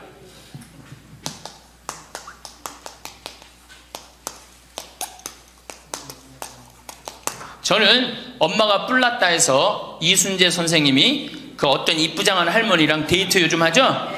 그런데 둘째 아들이라는 의사라는 아들놈이 나타나갖고 아버지의 그거를 아주 못을 받고 나갑니다. 그놈 이 세상에 나쁜 놈 중에 제일 나쁜 놈 중에 하나예요. 왜? 아버지는 감정이 필요 없다 이거야. 그래 나이를 먹을수록 감정이 더 애틋합니다. 나 강의 끝나고 나 끌어안는 할머니들 많아요. 막 끌어안고 젊은 30대 40대 아줌마들은 강의 듣고도 나 안 끌어안죠. 근데 60대 70대는 할머니 끌어안는단 말이에요. 누구 감정이 애틋한 거예요? 할머니 감정이 더 애틋한 거예요. 아니 나이를 먹어갖고 사랑하는 사람 만나갖고 기대고 어제 계속 제가 말씀드렸잖아요. 나이를 먹으면 유대관계가 아주 중요한 거예요. 남편이 없다, 친구가 없다, 너무너무 외로운 거야. 그런데 그 와중에 그 이쁘장 할머니랑 데이트를 하는데 그거를 반대하는 자식은 그 자식이에요. 그래서 여러분들 우리가 인생을 즐길 줄 알아야 돼요. 우리 할머니들 경복궁 자 전철 타면은 전철비 공짜 아니야? 공짜죠? 경북궁 입장료 공짜 아니야? 공짜죠? 공짜예요. 65세 넘으면은. 자, 보세요. 야, 오늘은 내가 왕비처럼 대왕 대비마마가 되고 싶다. 노인 어르신 성경대학 같은 반 우리 도시락 싸들고 가자. 가면은요, 그 얼마나 궁이 이뻐. 그럼 다 설명도 해줘. 그 뒤에 부용정이라는 데 가봐. 얼마나 그 정원이야. 왕실의 정원이에요. 이 내가 세계 여러 나라 정원 다녔지만 우리나라 정원처럼, 우리나라 궁의 정원처럼 자연스럽고 아름다운 데는 없어요. 다 다른 데는 꾸며놓고 정말로 편안하지 않아. 근데 거기 이렇게 산책을 하다 보면요, 그냥 너무너무 좋다. 특히 이제 단풍 들 때 가봐요. 정말 기가 막히지. 그러니까 경북궁.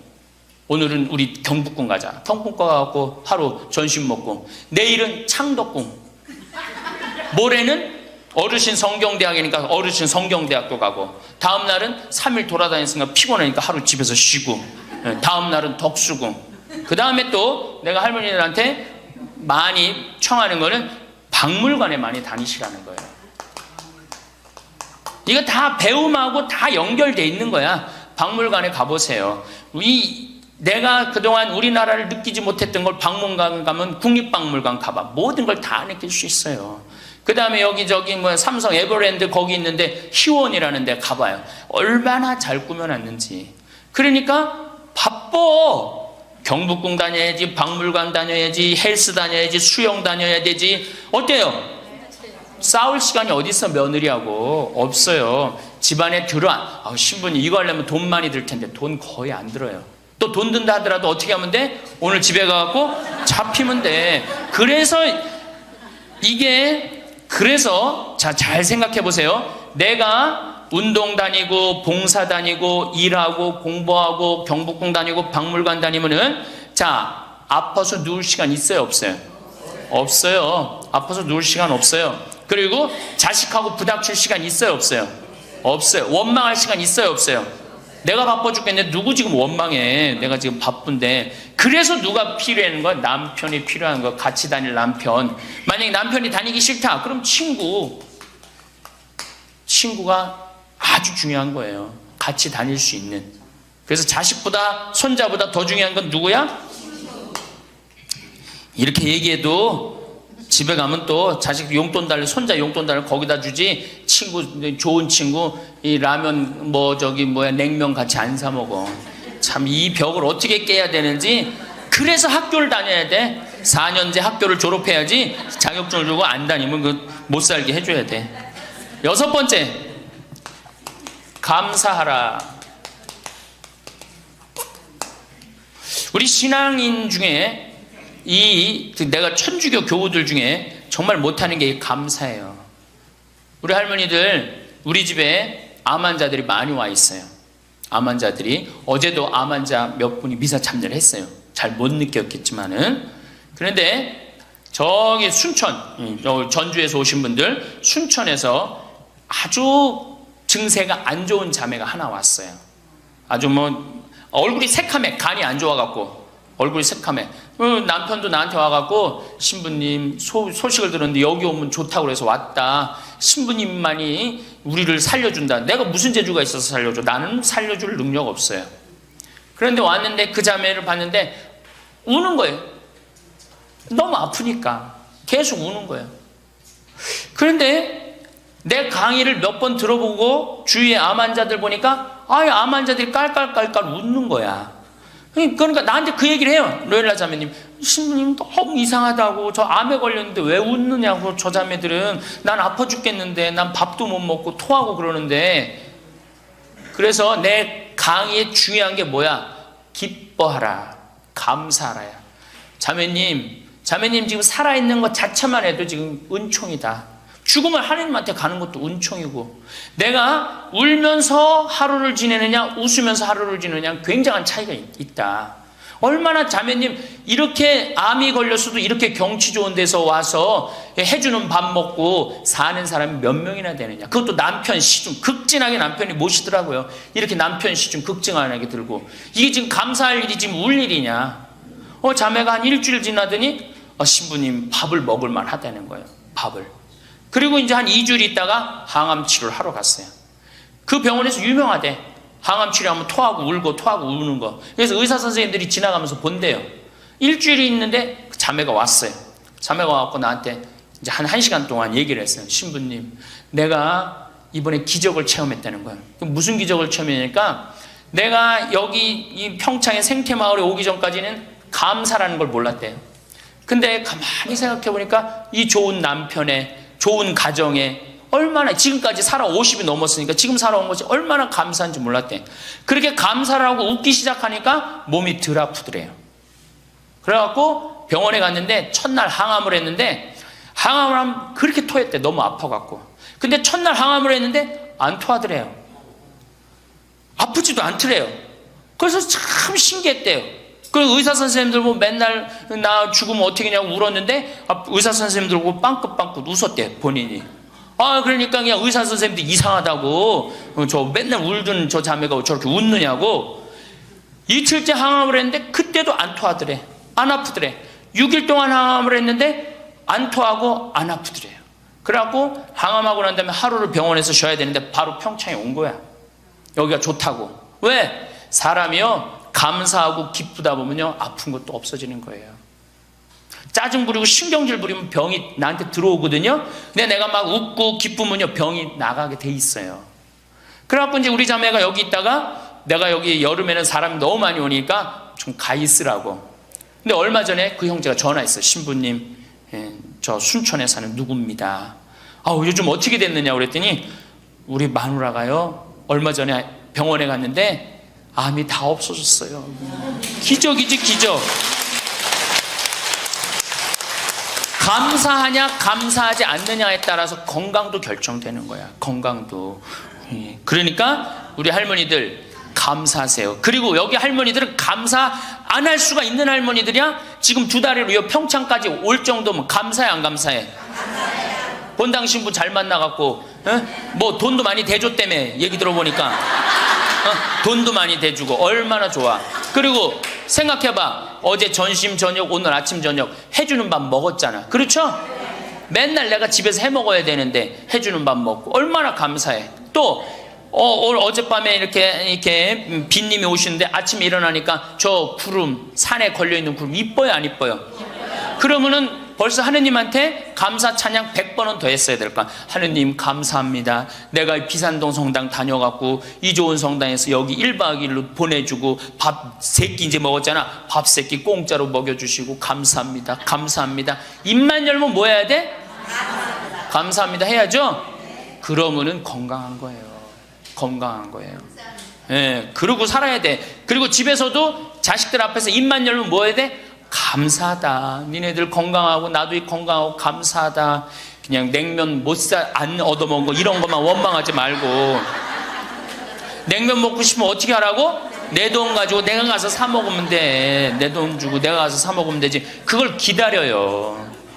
신부님 냉면 사 먹을 돈이 어디 있어요? 집 하나 잡히면 되는 거예요. 7번째, 웃어라.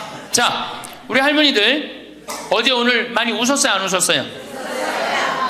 이게 웃는 게 이 할머니들한테 문제인데, 웃으면 자꾸 수명이 연장된다는데 어떻게? 어린아이는요 하루에 300번 어저께 할머니들이 깔깔 웃은 것처럼 웃는데요. 근데 나이 먹을수록 하루에 10번, 15번을 안 웃는다는 거예요. 근데 우리 할머니들 어제 오늘 어린아이 같이 깔깔깔깔 웃었어. 그러니까 얼굴이 처음에는 얼굴이 다 굳어 있었어요. 첫 강의 평화방송 봐. 첫 강의 굳어 있나 안 굳어 있나? 네, 첫 강의 보세요. 그런데 지금 4번째 강의인데 얼굴이 확 폈어. 웃으니까 얼마나 좋아. 이 분위기가 확 꽃이 피잖아. 웃으면서 살아야 돼요. 특히 우리 할머니들은 안 웃으면은 정말로 무서워 보여요. 생각을 해봐. 머리는 하얗지 얼굴은 쭈글쭈글하지. 거기다 웃어도 전차를 방목인데 그 얼굴을 갖고 인상을 한번 써봐. 얼마나 자식들이 보기 싫겠어. 그러니까 자식들 보면 어떻게? 빵긋빵긋 웃어요. 빵긋빵긋. 그리고 가능한 한 집 근처에 안 들어가는 게 좋아. 수영장 다니고 헬스장 다니고 경복궁 다니고 박물관 다니고 그 다음에 지금 각 구청에서 전부 다 교육 프로그램이 굉장히 많아요. 붓글씨도 배우고 가봐 하여튼 프로그램이 굉장히 많아요. 제가 서울이나 뭐 이런 데 강의 가요. 일반 구청 뭐 또 이 여성교육센터 가보면 강좌가 40개가 넘어요. 그럼 그거 등록하고 가서 듣는 거야. 그거 얼마나 좋아. 가면 또 밥 주는 데도 많고. 집에 계시지 말고. 자, 8번째. 자기 자신에게 친절해라.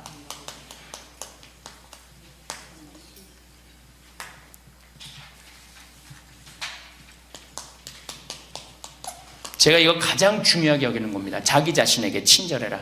우리 할머니들 이제 내가 늙었으니까 이제 소용없다. 이제 뭐 난 늙었으니까 이제 뭐 부귀영화도 필요 없다. 그냥 밥 세 끼만 먹고 산다. 이러지 마세요.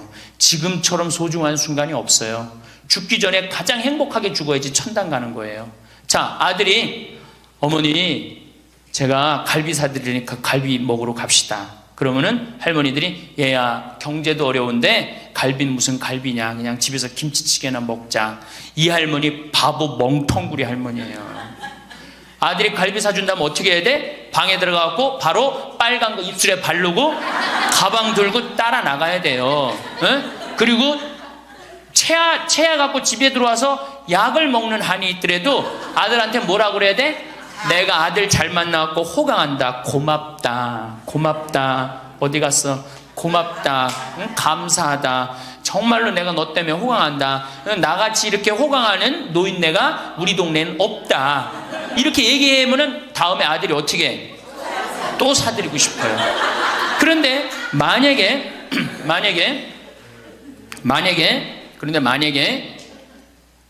나는 먹으러 가기 싫다. 그리고 또 뭐가 꼬이는 게 있어갖고 더 화가 나면은 더 어깃장을 놓죠? 그러면 다음에 갈비 먹으러 갈 때, 자, 가자. 그러면은, 우리끼리 가자. 그러면 손자가, 할머니도 같이 가야지. 할머니 그거 싫어해. 우리끼리 가자. 그리고 간단 말이야. 자, 그리고 이제 그 소리를 들으면 또 어떻게 돼?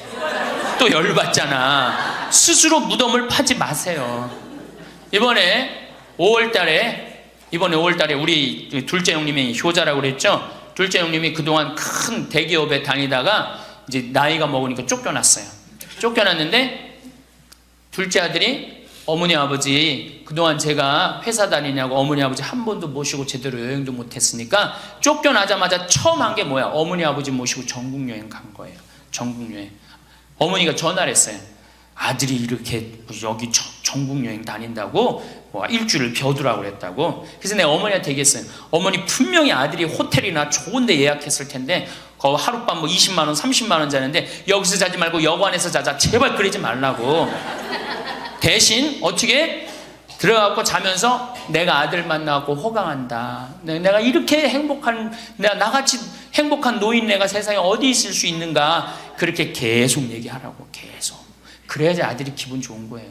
나는 내가 신부 처음 됐을 때 어버이날인가 어머니한테 내가 옷 좋은 걸 사줘야 되겠다. 그래갖고 백화점에 가고 거의 100만 원짜리를 내가 골라갖고 은은하고 우아한 거를 사다 줬어요. 어머니한테. 근데 어머니가 그걸 딱 보더니 확 내던지더라고. 100만 원짜리를. 나 이런 거 싫다고.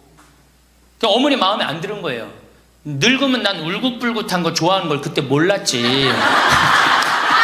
그걸 모르고 그냥 은은한 걸 사준 거야. 근데 마음에 안 들었던 거지. 그런데 사실은 마음에 안 들어도 아이고 고맙다. 그리고 안 꼈잖아. 그럼 그거 갖고 울긋불긋한 거 사면 되잖아. 근데 그 자리에서 버리니까 그 후로 난 한 번도 어머니 옷 사준 적이 없어요. 자신이 없는 거야. 뭘 사다 줘야지 이게 마음에 드는 건지. 이제는 좀 자신 있어. 이제 울긋불긋한 거 사다 주면 좋다고 그래. 자기 자신한테 친절해야지. 누구도 친절해? 자식도 귀하게 여기는 거예요. 재미난 얘기가 있잖아요. 어떤 엄마가 자기 아들을 막 때려. 야 이놈 자식 너 맨날 말도 안 듣고. 그럼 동네 아줌마도 에이 이놈아 너 왜 엄마 말 안 듣고 때리는 거예요.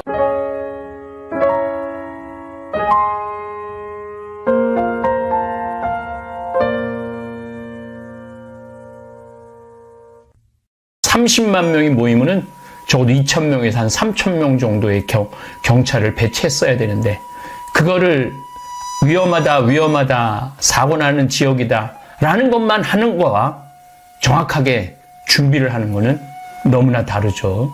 우리 어른들이 많이 반성해야 될 것 같아요. 지금 제가 여러 차례 말씀드리지만은 월북한 공무원 문제 가지고 온 나라가 시끌시끌해요.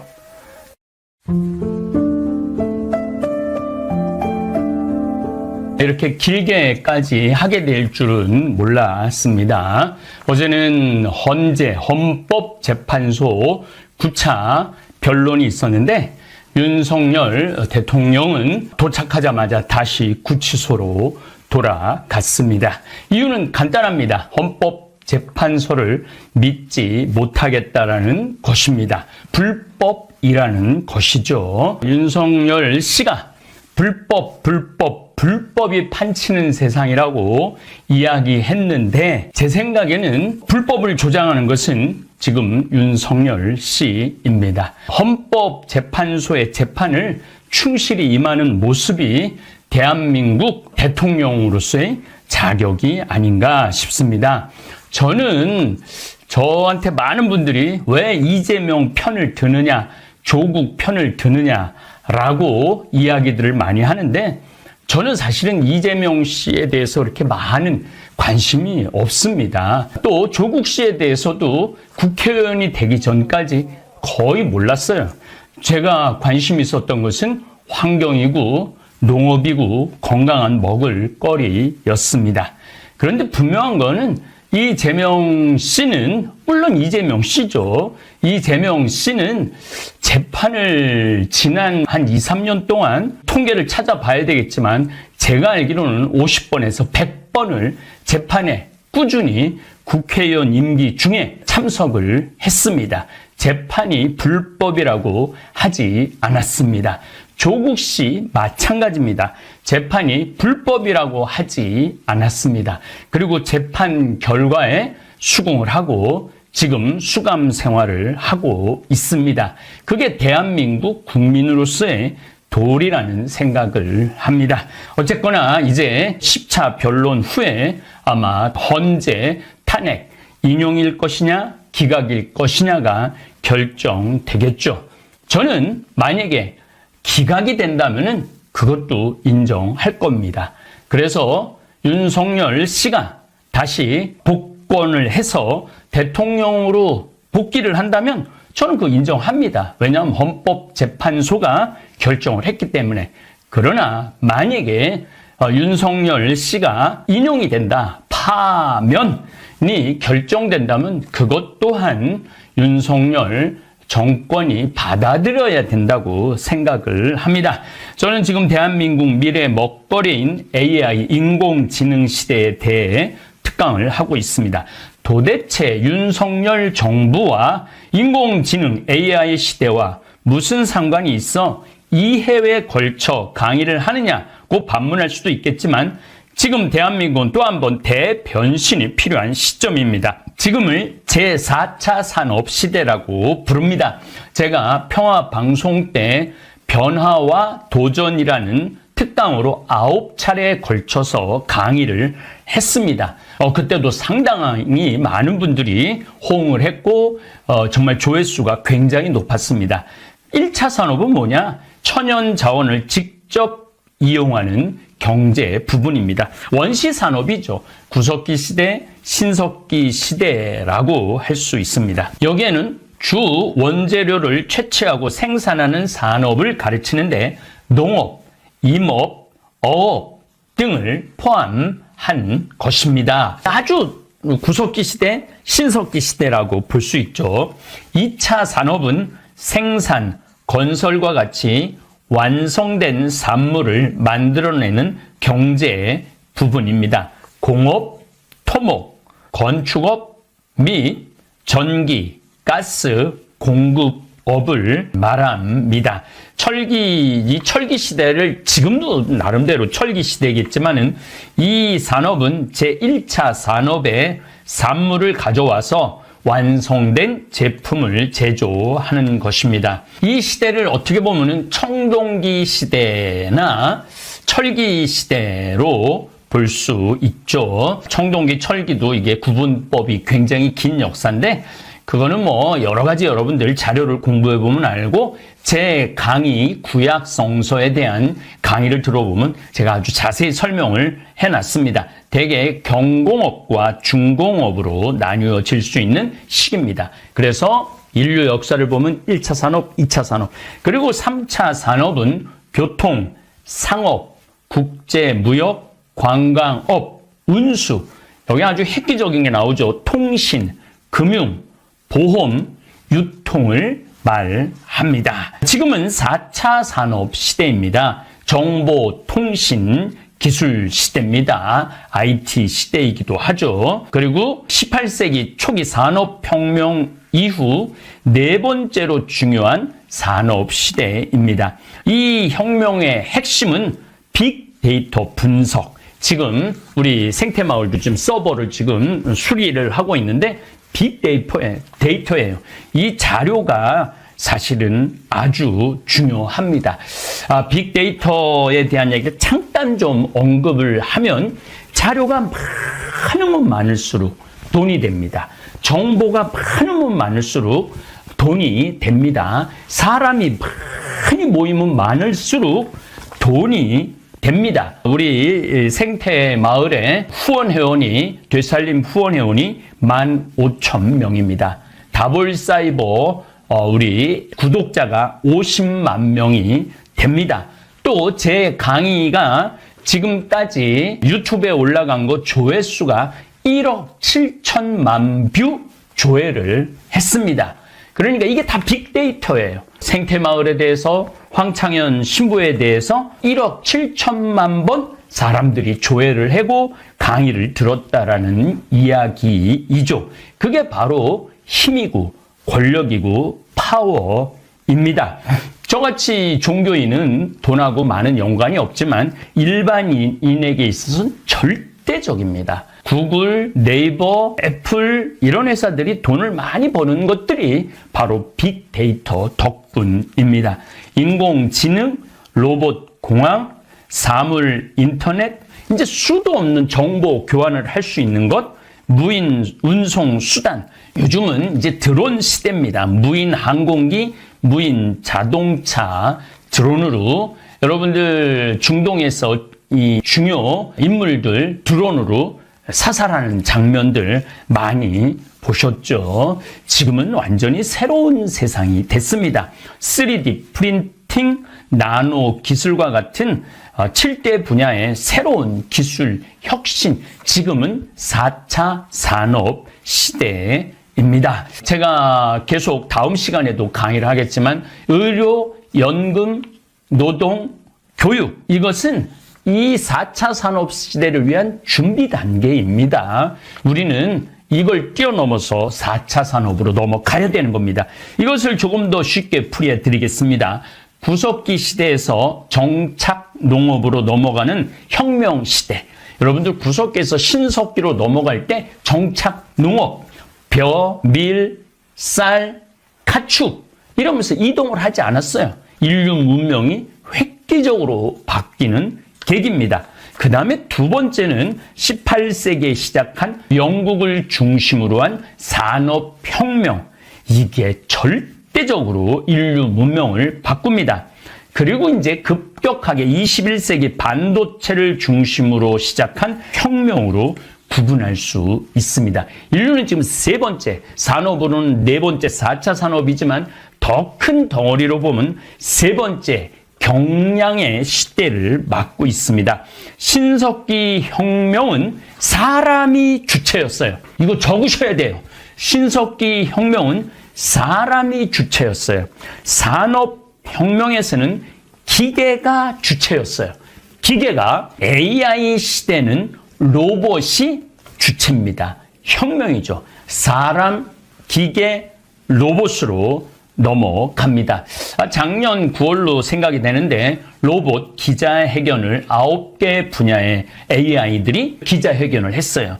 막 이상한 걸 물어보니까 짜증도 내고 또 다른 AI들은 우리는 인간과 협조할 수 있다라고 이야기도 합니다. 또 때로는 다른 인공지능은 4년 후 인류를 멸망시킬 거라고도 하고 인류가 멸망할 거라고도 합니다. 또 물어봤어, AI한테. 지구에서 첫 번째로 없어져야 되는 종자, 기계, 그걸 물어보니까 AI는 첫 번째로 없어져야 되는 건 인류를 위해서, 이 지구 환경 파괴를 위해서 첫 번째로 없어져야 되는 것은 인간이라고 대답을 합니다. 지금 AI는 전쟁 수행 중에 있습니다. 그리고 AI는 로봇이 자체 학습을 하는 그러한 인공지능입니다. 로봇들이 인간은 이제 더 이상 이 지구 환경에 필요가 없다라고 결론을 내릴 때 인류를 파괴하겠다라는 AI도 있습니다. 지금 인류는 완전히 새로운 세상을 맞이하고 있고 한민족이 지난 5천년 동안 가난과 굶주림에 허덕이다가 21세기 3차 산업혁명과 4차 산업 인공지능 시대를 맞이해서 한민족이 꽃을 피기 시작했습니다. 정말로 잘 먹고 잘 살고 민주주의를 이루고 있죠. 문화에 꽃이 펴갖고 K-팝, K-드라마, K-푸드, 그 다음에 K-문화, 이게 전 세계에 지금 펼치고 있어요. 저는 여기 안에 또 하나 얹고 싶은 게 있어요. 한국인의 사상. 이거 꽃 피우고 싶어요. 그래서 저 역시 인문, 종교를 관여하고 있는 신부로서 정말 대한민국의 위대함을 많이 드러내고 싶은 사람 중에 하나입니다. 어찌 보면 지금 대한민국이 절호의 기회와 절체절명의 위기를 동시에 맞이하고 있습니다. 이 시점에서 지금 대한민국 국민은 깨어나야 합니다. 이 시대의 징표를 읽을 줄 알아야 하고 이미 대한민국은 전 세계로 비상할 준비가 끝난 상태입니다. 과학기술정보통신부는 3대 강국 도약을 목표로 삼았습니다. 영국 토더스 미디어가 2024년 글로벌 AI 인덱스 명단에서 한국은 전체 6위를 기록을 했어요. 근데 2025년 7위로 떨어지고 있습니다. 지금 전국 혼란이 이대로 지속된다면 13위로 떨어질 거라는 예측이 나옵니다. 미국과 중국이 압도적 차이로 각각 1, 2위를 차지했고 그 다음 싱가포르, 영국, 프랑스가 이었고 한국은 개발 순위에서 3위, 정부 전략 4위, 인프라 6위, 굉장히 높은 평가를 받고 있는데 운영 환경 부분, 이거 굉장히 중요합니다. 운영 환경 부분, 지금 이 좋은 인프라를 얼마나 잘 활용하고 있느냐? 이거는 35위를 기록하고 있습니다. 지금 윤석열 정부 집권 이후 2년 반 동안 의료, 연금, 노동, 교육, 개혁이라는 국정 혁신 과제에 갇혀 또 불법 선거라는 얼토당토한 주장과 2024년 12.3 비상계엄이라는 이러한 곳에 갇혀서 미래 먹거리에 대한 준비가 지체되어 있습니다. 산업은 제1차 산업에 산물을 가져와서 완성된 제품을 제조하는 것입니다. 이 시대를 어떻게 보면 청동기 시대나 철기 시대로 볼 수 있죠. 청동기, 철기도 이게 구분법이 굉장히 긴 역사인데 그거는 여러 가지 여러분들 자료를 공부해 보면 알고 제 강의 구약 성서에 대한 강의를 들어보면 제가 아주 자세히 설명을 해놨습니다. 대개 경공업과 중공업으로 나뉘어질 수 있는 시기입니다. 그래서 인류 역사를 보면 1차 산업, 2차 산업,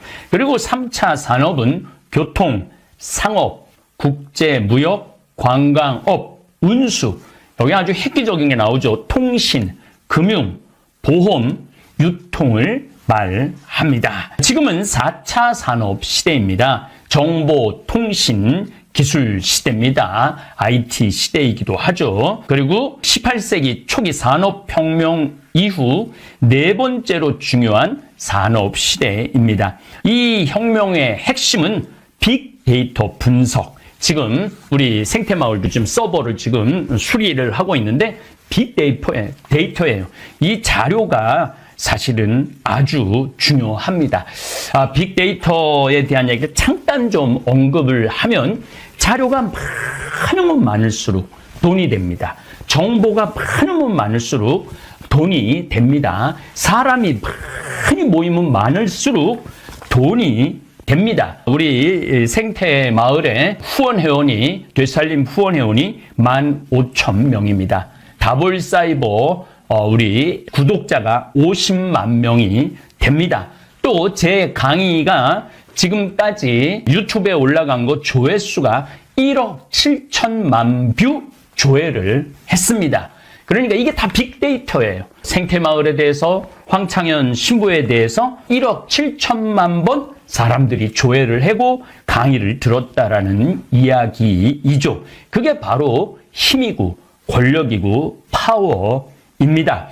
저같이 종교인은 돈하고 많은 연관이 없지만 일반인에게 있어서는 절대적입니다. 구글, 네이버, 애플 이런 회사들이 돈을 많이 버는 것들이 바로 빅데이터 덕분입니다.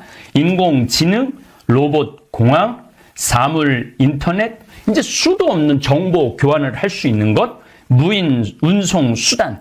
요즘은 이제 드론 시대입니다. 무인 항공기, 무인 자동차, 드론으로 여러분들 중동에서 이 중요 인물들 드론으로 사살하는 장면들 많이 보셨죠? 지금은 완전히 새로운 세상이 됐습니다.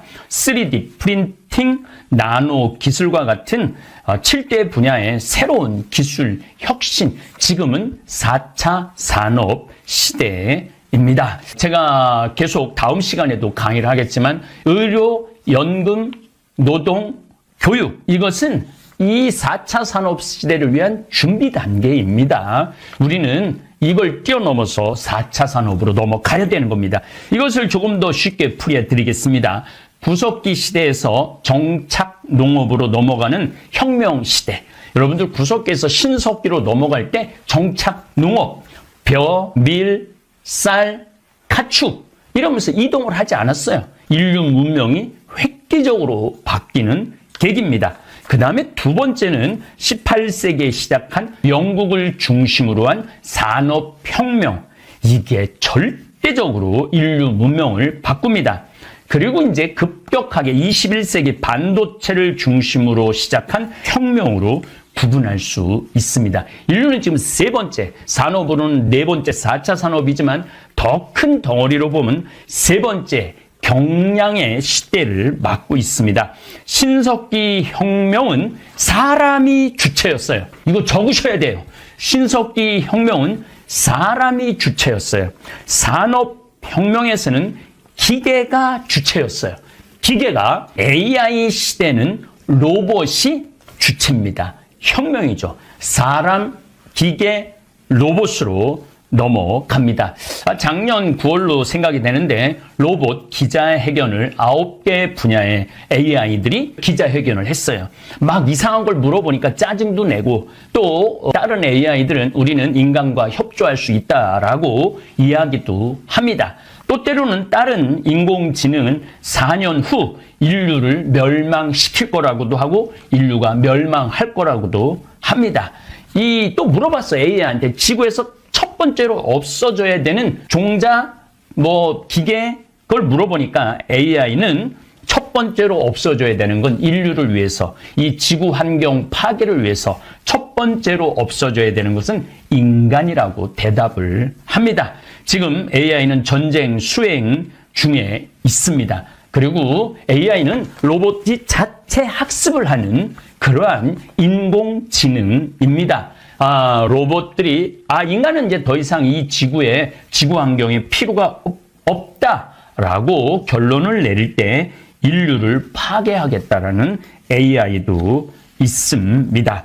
지금 인류는 완전히 새로운 세상을 맞이하고 있고, 한민족이 지난 5,000년 동안 가난과 굶주림에 허덕이다가 21세기 3차 산업혁명과 4차 산업 인공지능 시대를 맞이해서 한민족이 꽃을 피기 시작했습니다. 정말로 잘 먹고 잘 살고 민주주의를 이루고 있죠. 문화에 꽃이 펴갖고 K-팝, K-드라마, K-푸드, 그 다음에 K-문화, 이게 전 세계에 지금 펼치고 있어요. 저는 여기 안에 또 하나 얹고 싶은 게 있어요. 한국인의 사상. 이거 꽃 피우고 싶어요.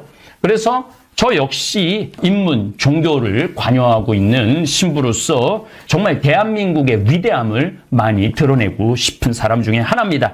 어찌 보면 지금 대한민국이 절호의 기회와 절체절명의 위기를 동시에 맞이하고 있습니다. 이 시점에서 지금 대한민국 국민은 깨어나야 합니다. 이 시대의 징표를 읽을 줄 알아야 하고 이미 대한민국은 전 세계로 비상할 준비가 끝난 상태입니다.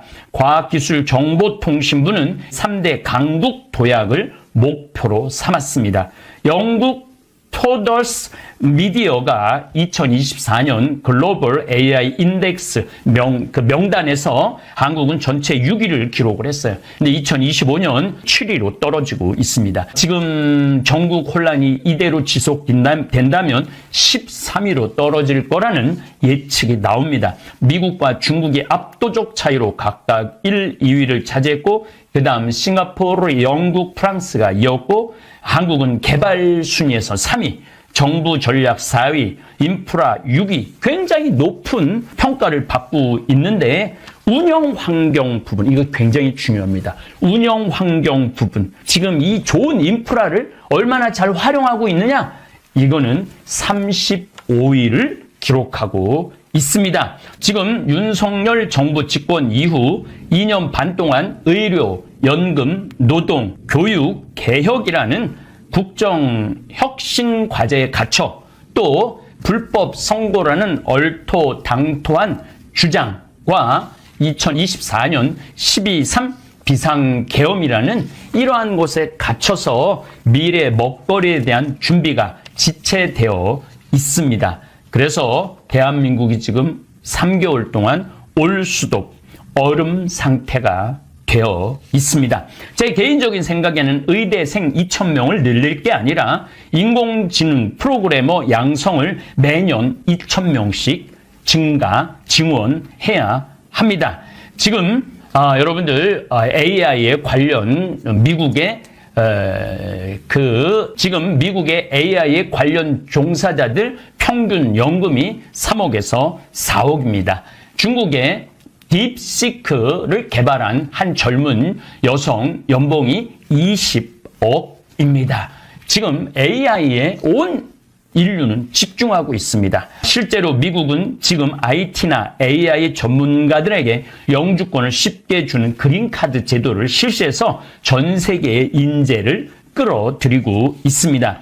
AI 관련 전문 지식을 갖춘 외국인의 이민 절차 완화 조치를 통해서 인공지능 분야의 업무 및 연구를 위한 H1 비자, 요거 O1 비자, F1 영주권은 굉장히 빨라져요. 영주권 따기가 쉽지 않아요. 저는 보통 영주권 따는 것들을 보면 3년, 5년, 10년, 15년까지 영주권을 못 따는 분들을 봤습니다. 그런데 3년에서 5년 정도 걸리는 영주권을 빨리 내주는 사람들은 대개 석사기 이상 IT 경력을 가지고 있는 사람들은 3년 내지 5년이면 바로 영주권을 미국에서 줍니다. 인재들은 빨리 채용하겠다는 것이죠. 그리고 불법 체류자는 추방하는 정책을 트럼프는 실시하고 있습니다. 인터넷으로 연결된 AI 역할로 우버 택시 활약을 보면 시가총액이 80조입니다.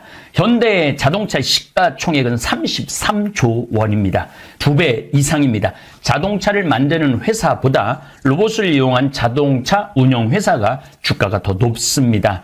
2025년 미국은 운전자 없는 자율 택시가 미국 전국 곳곳을 누비고 있습니다. 저도 올 4월에는 미국에 가면 자율 택시를 예약을 해서 타볼 계획입니다. 이 세도를 누른 알파고의 등장 이후 중국 세계 1인 허재와 승리한 로봇 AI는 더 이상 인간과 바둑을 두지 않겠다고 선언을 했습니다. 이게 10년 전 일입니다. 이렇게 세상이 빨리빨리 지나고 있어요. 청소하는 로봇은 이미 우리 생활 안으로 들어와 있습니다. 의료 분야에서는 엑스레이 찍는 것도 로봇이 찍습니다. CT, MRI, 메디컬 이미지를 인공지능을 이용해서 분석하고 있습니다. 잠비아에서 병 고치러 작년 10월 달에 온 시드니 진단도 해주었고 성공적으로 수술을 마치고 지금 잠비아로 돌아갔습니다. 무려 3일밖에 걸리지 않았어요. 제가 진단하는 건 하루 만에 결과를 봤습니다. 이제 곧 없어질 직업 15개를 소개해드리겠습니다. 텔레마케터, 스트레스 엄청 받는 직종이죠. 컴퓨터 임용 요원, 이제 자체 생성, 딥시크, 딥러닝이 들어오기 때문에 이것도 98% 없어집니다. 99% 법률 비서 98% 없어집니다. 격리 97% 없어집니다. 분류 업무 97% 없어집니다. 검표원 이제 얼굴 다 이게 인식이 되기 때문에 97% 없어집니다. 판매원 97% 없어집니다. 회계 관리자 97%, 회계사 97%, 보험사 97%, 은행원 96%, 기타 회계 관리자 96%, NGO 사무직 96%, 지역 공무원 96%, 도서관 사서 96%, 위험 가능성이 이렇게 있다라고 얘기를 합니다. 없어진다라는 것은 아니고 가능성에 대해서 이렇게 위험하다는 거예요. 인공지능은 이제 새롭지 않습니다. 말하는 전기밥솥을 저는 봤어요. 깜짝 놀랐어요.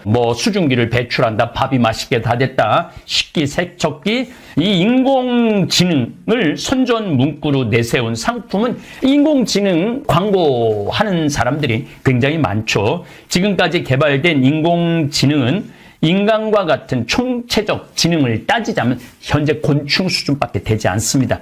그런데 앞으로 10년 뒤에는 거의 인간 지능과 비슷한 수준으로 발달할 것이고 저는 더 빨라질 거라고 예상을 합니다. 곤충 수준이지만 벌써 의료, 금융, 법률, 쇼핑, 서비스에 AI와 손잡고 일을 합니다. 우리 사무실 역시도 AI와 지금 일을 하고 있다고 봐야죠. 저 역시도 AI와 일을 하고 있습니다. 잠비아에 잘 자라는 과일, 잠비아에 잘 자라는 수목, 잠비아의 환경 여건 이런 것들을 저는 매일매일 물어봅니다. 힐튼 호텔에서는 얼굴 인식 기능이 있는 로봇이 손님을 맞이합니다. 미국의 법률 서비스인 로스는 수많은 판례를 바탕으로 법률 자문을 해주는데 로펌, 법률회사 경비가 80% 저렴하다고 합니다. 저도 변호사한테 물어볼 일이 많은데 변호사한테 물어보면 굉장히 도움을 많이 받아요. 그러나 이제는 AI 변호사한테 물어보면 돈이 엄청 절약이 되죠. 이제 우리 인간은 없어지는 겁니까? 아닙니다. 저는 인공지능 시대에 행복하게 사는 묘안이 있습니다. 이 묘안은 제가 지금 꾸준히 준비하고 있습니다. 지금 다볼사이버 성당 구독하시는 분들은 이 묘안에 함께 하시면 앞으로 100년을 살아도 바쁘고 행복하고 보람차게 살 것입니다. 창의성의 보물 창고라고는 부르는 예술도 이젠 예외가 아닙니다. 인공지능은 오케스트라가 연주할 곡을 작곡을 하고 미술 작품을 만들고 소설을 지금 쓰고 있습니다. 지금 일본에서 인공지능이 쓴 소설이 니혼 게이자이 신문이 주최하는 문학상 1차 심사를 통과를 했습니다. 인공지능의 발전은 2010년, 14년에 우리가 시작됐습니다. 초반 신경망과 기계학습, 머신 러닝, 알고리즘을 기반으로 시작됐고 이후 급속히 확산되었습니다. 이 알고리즘이 뭐냐 하면 내가 즐겨 듣는 방송이 역사이면 끝도 없이 역사 강의를 띄워줍니다. 야한 동영상을 즐겨보면 야한 동영상 사이트를 소개해주는 프로그램이 뜹니다. 또 제 강의를 황창현 신부 강의를 들으면 6,000개가 넘는 제 강의를 계속 올려주는 것이 바로 알고리즘입니다. 사실 제 거는 6,000개가 아니라 다른 KBS 평화방송에서도 띄우고 일반 유튜버들도 띄워갖고 제 강의는 10,000개 정도 올라가 있죠. 또 또 지금 끝도 없이 개발되지만 인공지능 프로그램 언어, 이걸 코딩이라고 그럽니다. 프로젝트 수가 2011년에 800개에서 2023개 180만 개로 증가를 합니다. 프로그램이 수도 없다는 거예요. 지금은 제가 보기에는 500만 개, 1000만 개 넘어가지 않을까 그런 생각을 합니다. 앞으로 5년 내에 로봇이 전 세계적으로 약 500만 개의 일자리를 없애거나 심지어는 45% 이상의 일자리를 대체할 것으로 전망합니다. 인공지능의 비약적인 발전으로 미래 일자리에 대한 우려가 걱정이 높아지면서 고용시장의 혼란이 시작되었습니다. 앞으로 인간이 인간다움을 유지하고 행복할 수 있는 새로운 생활 방식이 필요합니다. 저는 지금 대한민국의 3군데, 아프리카에 1군데, 무려 1000만 평, 그리고 아프리카는 우간다에서도 또 수단에서도 가까운 나라에서 잠비아와 같은 모델을 해달라고 자꾸 저에게 문의가 옵니다. 또 제주도, 미국의 2군데의 생태마을을 꾸미고 있습니다. 이곳은 적어도 우리 50만 다볼사이버 교우들이 얼마든지 무료로 이용할 수 있는 공간을. 성공한 사람들을 보면 크게 두 부류로 나뉘는 걸 알 수 있습니다. 하나는 자신이 성공했다고 여기저기 떠벌리고 다니는 사람들, 그리고 또 하나는 조용히 아무 말 없이 자기 삶을 사는 사람들입니다. 우리는 흔히 성공을 하면 자연스럽게 자랑하고 싶어질 거라고 생각하죠. 좋은 차를 사고 비싼 시계를 차고 SNS에 멋진 사진을 올리고 싶을 겁니다. 왜냐하면 그렇게 하면 남들이 나를 더 인정해 줄 거라고 믿으니까요. 하지만 현실은 그렇지 않습니다. 오히려 진짜 성공한 사람들은 그렇게 행동하지 않습니다. 왜냐하면 보여줄 필요가 없기 때문입니다. 돈이 많다고 높은 자리에 있다고 유명하다고 해서 굳이 그걸 드러낼 필요는 없습니다. 그걸 아는 사람들은 이미 알고 있고 모르는 사람들은 알 필요가 없죠. 그런데도 굳이나 성공했다고 떠드는 사람들이 있습니다. 그런 사람들은 왜 그럴까요? 간단합니다. 그 사람들은 사실 그렇게까지 성공한 게 아니기 때문입니다. 우리는 종종 SNS에서 성공한 사람들을 봅니다. 해외여행을 가고 고급 레스토랑에서 밥을 먹고 멋진 차를 타고 다니는 모습? 그런데 가만히 보면 그런 걸 보여주는 사람들은 언제나 뭔가를 팔고 있습니다. 강의를 팔든 자기 브랜드를 홍보하든 아니면 단순히 자기 자존감을 유지하려고 하든 간에 결국 목적이 있는 거죠. 진짜 부자들은 그렇게 하지 않습니다. 오히려 조용히 아무도 모르게 자기 일을 합니다. 왜냐하면 자랑해서 얻을 게 없기 때문입니다. 오히려 괜히 잘난 척했다가 사람들에게 이용당하거나 시기와 질투를 받거나 쓸데없는 오해를 사는 게 더 피곤합니다. 이건 단순한 돈 이야기가 아닙니다. 사회적인 성공을 이룬 사람들도 마찬가지입니다. 진짜 실력 있는 사람들은 자기 실력을 굳이 떠벌리지 않습니다. 왜냐하면 그럴 필요가 없으니까요. 자기 분야에서 최고라면 사람들이 먼저 알아서 찾아옵니다. 반대로 실력이 부족한 사람일수록 자기를 포장하려고 애씁니다. 우리가 흔히 듣는 말이 있죠. 빈수레가 요란하다. 이 말이 괜히 있는 게 아닙니다. 정말 내실이 있는 사람들은 굳이 시끄럽게 굴지 않습니다. 반대로 겉만 번지르르한 사람들은 자기가 얼마나 대단한지 떠들고 다닙니다. 이걸 좀 더 현실적인 예로 들어볼까요? 동창회에 나가면 꼭 이런 사람이 있습니다. 옛날에는 별거 아니었는데 갑자기 잘 됐다고 나타나서 자기가 얼마나 성공했는지 자랑하는 사람.